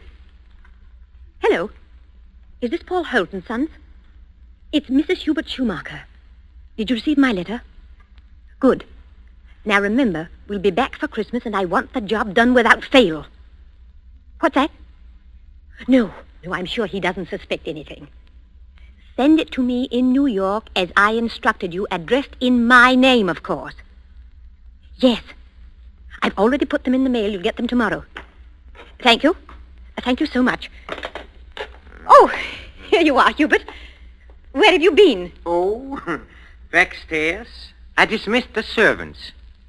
Dismissed the servants? Mm-hmm. But I've asked some friends of mine into a farewell luncheon. Go and tell them it's a mistake. Well, I'm afraid it's too late now. They've packed and gone. You have messed things up properly. How many times have I told you to leave things to me? I make the plans around here. Yes, Hermione. You have to do better than this when I plan the trip home, or we'll never in the world be back for Christmas. Back for Christmas. Back for Christmas. Must you keep saying that? Why not? We are coming back for Christmas, aren't we? Oh, supposing I were offered a professorship in one of those wealthy American universities. Nonsense. Americans care nothing for botany. Well, Luther Burbank was an American, wasn't he? That's different. What have you ever done except muck around in the dirt with a lot of roots and tubers? Well, they asked me to lecture, didn't they? All right. Now, there's no use getting yourself in a state about this, Hubert. No doubt this extra money will come in very handy when we arrive back for Christmas. I know. Precisely. No good to make a joke of it. Heaven knows where you'd be today if I hadn't got a sense of time. Yes, Hermione. And as you've been so foolish as to dismiss the servants, you may empty the ashtrays and straighten up this room while we're waiting for the guests to arrive. I'm going in to have my bath. Call me when they get here.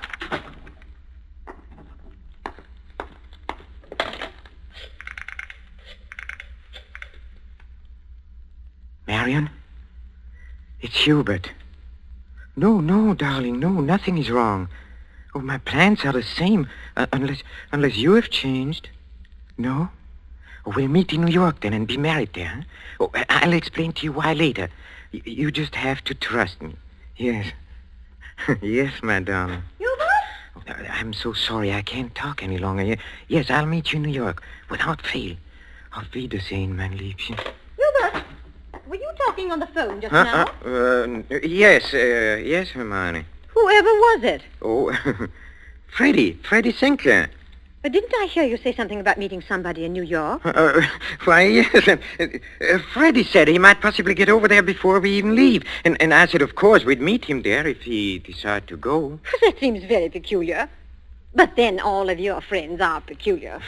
Yes, Hermione. And just look at your jacket. Have you been digging in that cellar again? Yes, Hermione. Well, there's no need for it. You can't possibly get that Devil's Garden thing finished before we sail for America.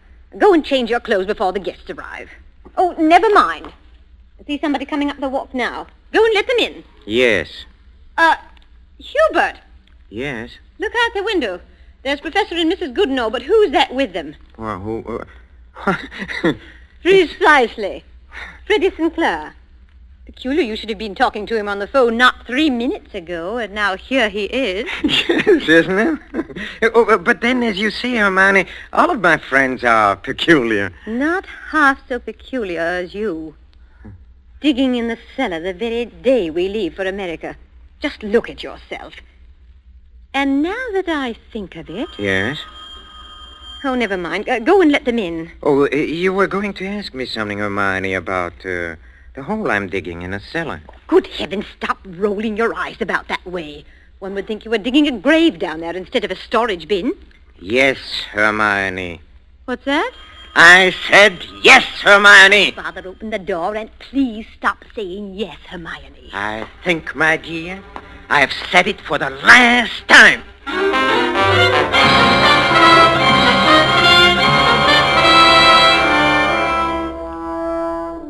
A professor of botany, his loving wife, and an oblong pit in the cellar. Just the right size for his botanical specimens, his devil's garden. With these ingredients for a story of a perfect crime, Back for Christmas by John Collier and starring Peter Lorre, the Roma Wine Company closes the curtain for a moment on another breathless study in suspense.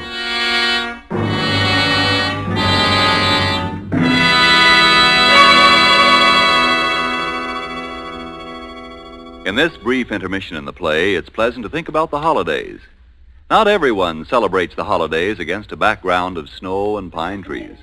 Somewhere south of the Gulf and the Caribbean, in a gracious home surrounded by palm trees in the warm sun, you might find holiday dinners ending this way.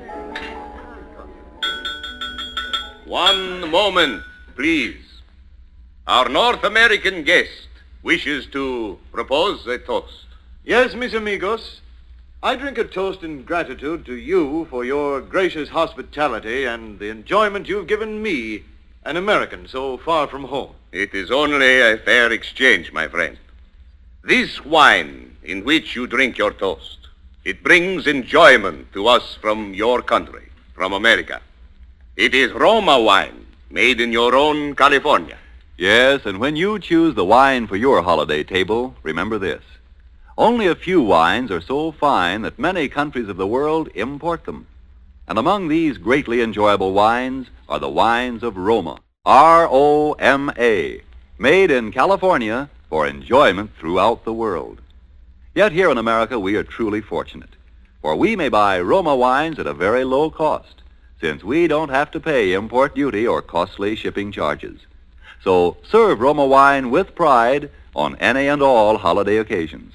Serve Roma, too, for everyday dinners you can afford to. Ask your dealer tomorrow for your favorite Roma wine, America's largest selling wine. But before you buy wine, buy war bonds. And now it is with pleasure that we bring back to our sound stage Mr. Peter Lorre in Act 2 of Back for Christmas. A tale well calculated to keep you in suspense.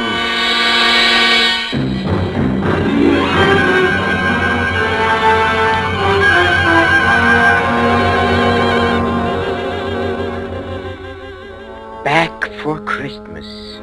Hermione was so positive we would be back for Christmas. That last afternoon, pouring tea out for a few friends who had come in to say her last-minute farewells, she kept reiterating it. Now, mind you, Hermione, don't let those Americans lure your husband with one of their fat university jobs.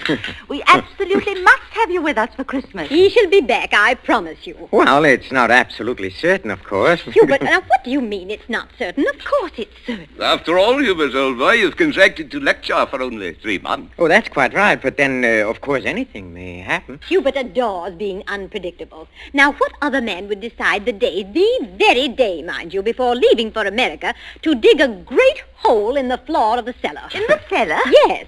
He's going to put some unclassified wild orchids down there. A devil's garden, if you please. It sounds so mysterious. That's Hubert, though.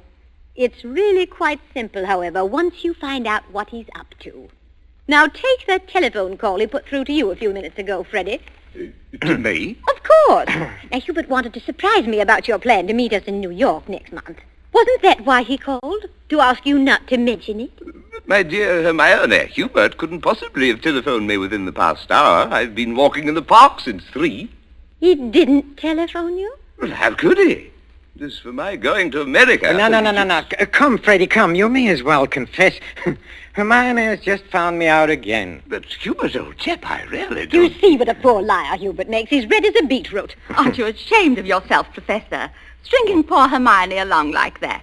And as for you, Freddie, I'm furious you said nothing to us about going to America. But look here, old girl. I've been trying to tell everyone here that I'm... stuff and nonsense. The game's gone on long enough. Besides, we must start getting ready. Now, it was marvelous of all of you to come in to say goodbye. And don't worry about Hubert's little jokes. I will bring him back for Christmas. You may rely on it. They all believed her. For years, she had been promising me for dinner parties, garden parties, committees, and the promises had always been kept. This time, they would not be. I had seen to that. The servants were gone for good. The farewells all said. I had timed to the minute how long it would take to fill in a hole in a cellar. My devil's garden. Upstairs in a bedroom, I undressed and put on my old bathrobe, and then I opened the door into Hermione's room. Hermione, have you a moment to spare? Of course, dear. I'm just finished. Oh, then, will you come in here for a moment, please? There's something rather extraordinary here. Oh, good heavens, Hubert. What are you lounging about in that filthy old bathrobe for? I told you to put it into the furnace. Oh, I'll do it. I'll do it today. Yes, really, I will. I promise. Well, high time. Now, what is it you want to show me? Oh, here, in the bathroom. Just look. Who in the world do you suppose dropped a gold chain down the bathtub drain? Nobody has, of course. Nobody wears such a thing. Then what is it doing in here? I don't see anything. Well, look. I'll hold this flashlight here for you. If you lean right over, you can see it shining. It's deep down. Oh, such a lot of nonsense. Just as well. Well, I don't see it, Hubert. Go on looking, Hermione, in just a moment. Hubert, I absolutely refuse. Hubert, what are you doing? Take your hands off my neck. I will, Hermione. Just as soon as I've finished the arrangements for my trip to America. What are you talking about? You thought you were the only one who could plan things, didn't you? Didn't you, Hermione, huh? Oh. Well, I've been making some plans of my own this past week. In exactly 2 minutes and 16 seconds, you'll be dead. You see? I planned it very accurately. You'll never get away with it. Oh, I thought you would say that, Hermione, but I will get away with it. You won't mind the smell of the leaf mold down in the cellar when I take you down there today? Yes! That is where you are going, Hermione. Right into my devil's garden that annoyed you so much. My friends all expect me back for Christmas. They do. If they don't hear from me, they'll start asking questions. No, they won't. Because you'll write them letters, Hermione, on a typewriter, as you always do. They'll be signed H, in that neat, correcting way you always sign your notes to your friends. Here, let me up now. No! It won't work, Hubert. You were never any good at planning. Oh, but I have changed. I've learned from watching you all these years.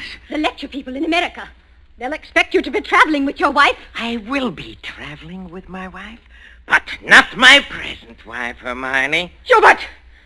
It won't work, I tell you. That pit you dug in the cellar? Oh, it will work. It'll serve its purpose well. Hubert! No, I'm sorry, dear. This thing has to be done exactly as planned.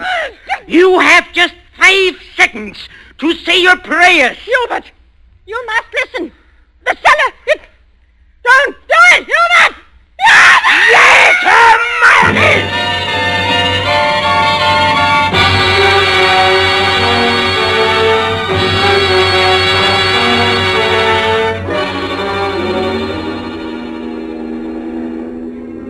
Oh, Steward? Yes, sir? Oh, my wife, she's indisposed. She'll be taking her meals in our stateroom. For the whole voyage, sir? Yes, for the whole voyage. I trust your wife is feeling better this morning, Professor Schumacher. A little. Not yet well enough to leave her cabin. Oh, what a shame. Oh, Professor Schumacher. Yes? Here's a copy of the radiogram you sent for your wife last evening. Oh, thank you. I'll just check it over. Oh, but look here. Why? What's the matter? Did the typist make a mistake? No. It's nothing important. She can correct it later.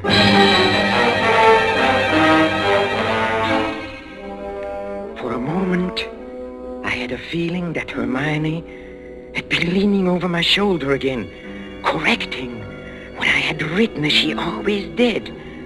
I had written a radiogram to Professor Goodenough and his wife. Haven't been out of my cabin the whole beastly trip, Hubert. Well, now doubt we'll be back for Christmas.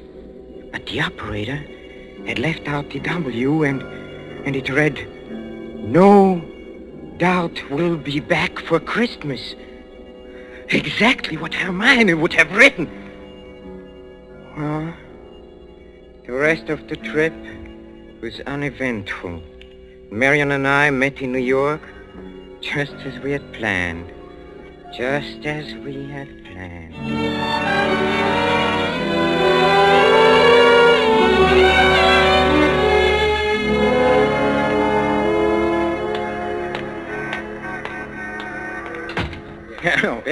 Professor and Mrs. Schumacher, we have reservations, I believe. Oh, yes, we've been expecting you, sir. Boy, take Professor and Mrs. Schumacher's luggage up to their suite. You know, Mrs. Schumacher, you're quite a surprise. Oh? Your letter reserving the rooms was so thorough, I was expecting an older, more forbidding sort of person, frankly, ma'am. No. As a matter of fact, we're just married, but my letter reserving the rooms. Oh, I wrote the letter, my dear, and I signed it Mrs. Hubert Schumacher. Just a joke. What a cunning old fox you are, Hubert. Now that I think of it, I almost forgot. There's a letter for you, Mrs. Schumacher. That's peculiar. I wonder who on earth... Oh, well, we'll soon find out in good time. Come along, darling. Oh, we are keeping the boy waiting. Come on.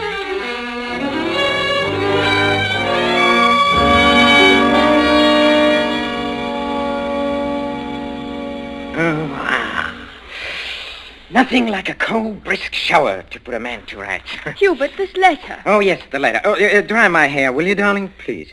It seems to be a bill of some sort from a building contractor in Salisbury. Oh, really? Oh, bother, dry your own hair. Thank you, darling. Let's see this bill, or whatever it is. It's very puzzling. Hubert, you were a widower, weren't you? I mean, Hermione isn't still alive. Good heavens, no. Well, let me read that. Dear Madame, this is to acknowledge your order together with the keys to your house in Launceston Place. Our man had no difficulty in finding the place where your husband had begun the excavation in a cellar, but apparently he changed his mind at the last moment and filled it in again. What is it, Hubert? Our men will begin digging tomorrow, and their job will be completed in ample time for your surprise Christmas present to your husband. We are happy to be conspirators with you in this thoughtful gesture and hope that Professor Schumacher will be pleased at the results of our work on his Devil's Garden. Very truly yours, Paul Holt Sons, Contractors. What does it mean, Hubert? Means that Hermione was right. I will be back for Christmas. I will be back for Christmas. I will back for Christmas. Back for Christmas. Yes, Hermione.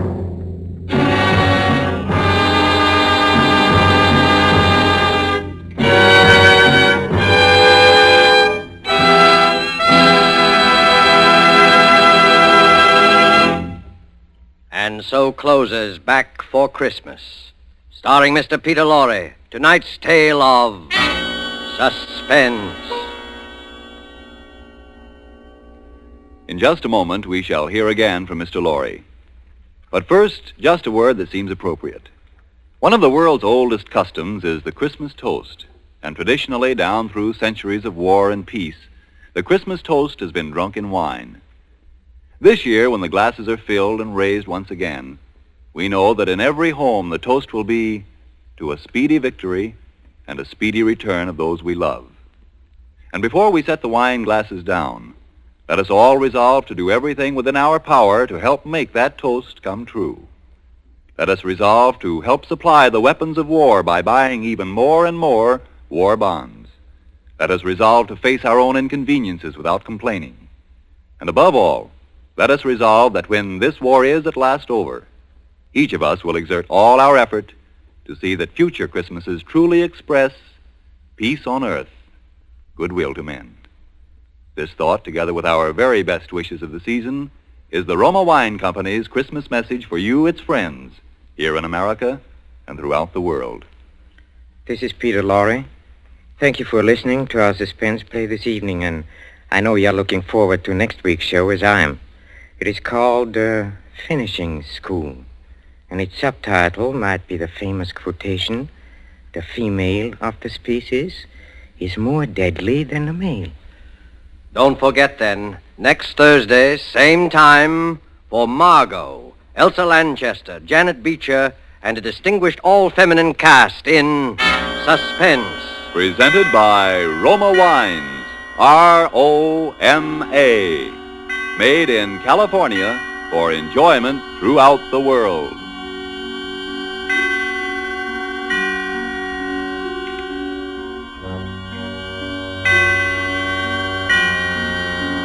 This is the Columbia Broadcasting System.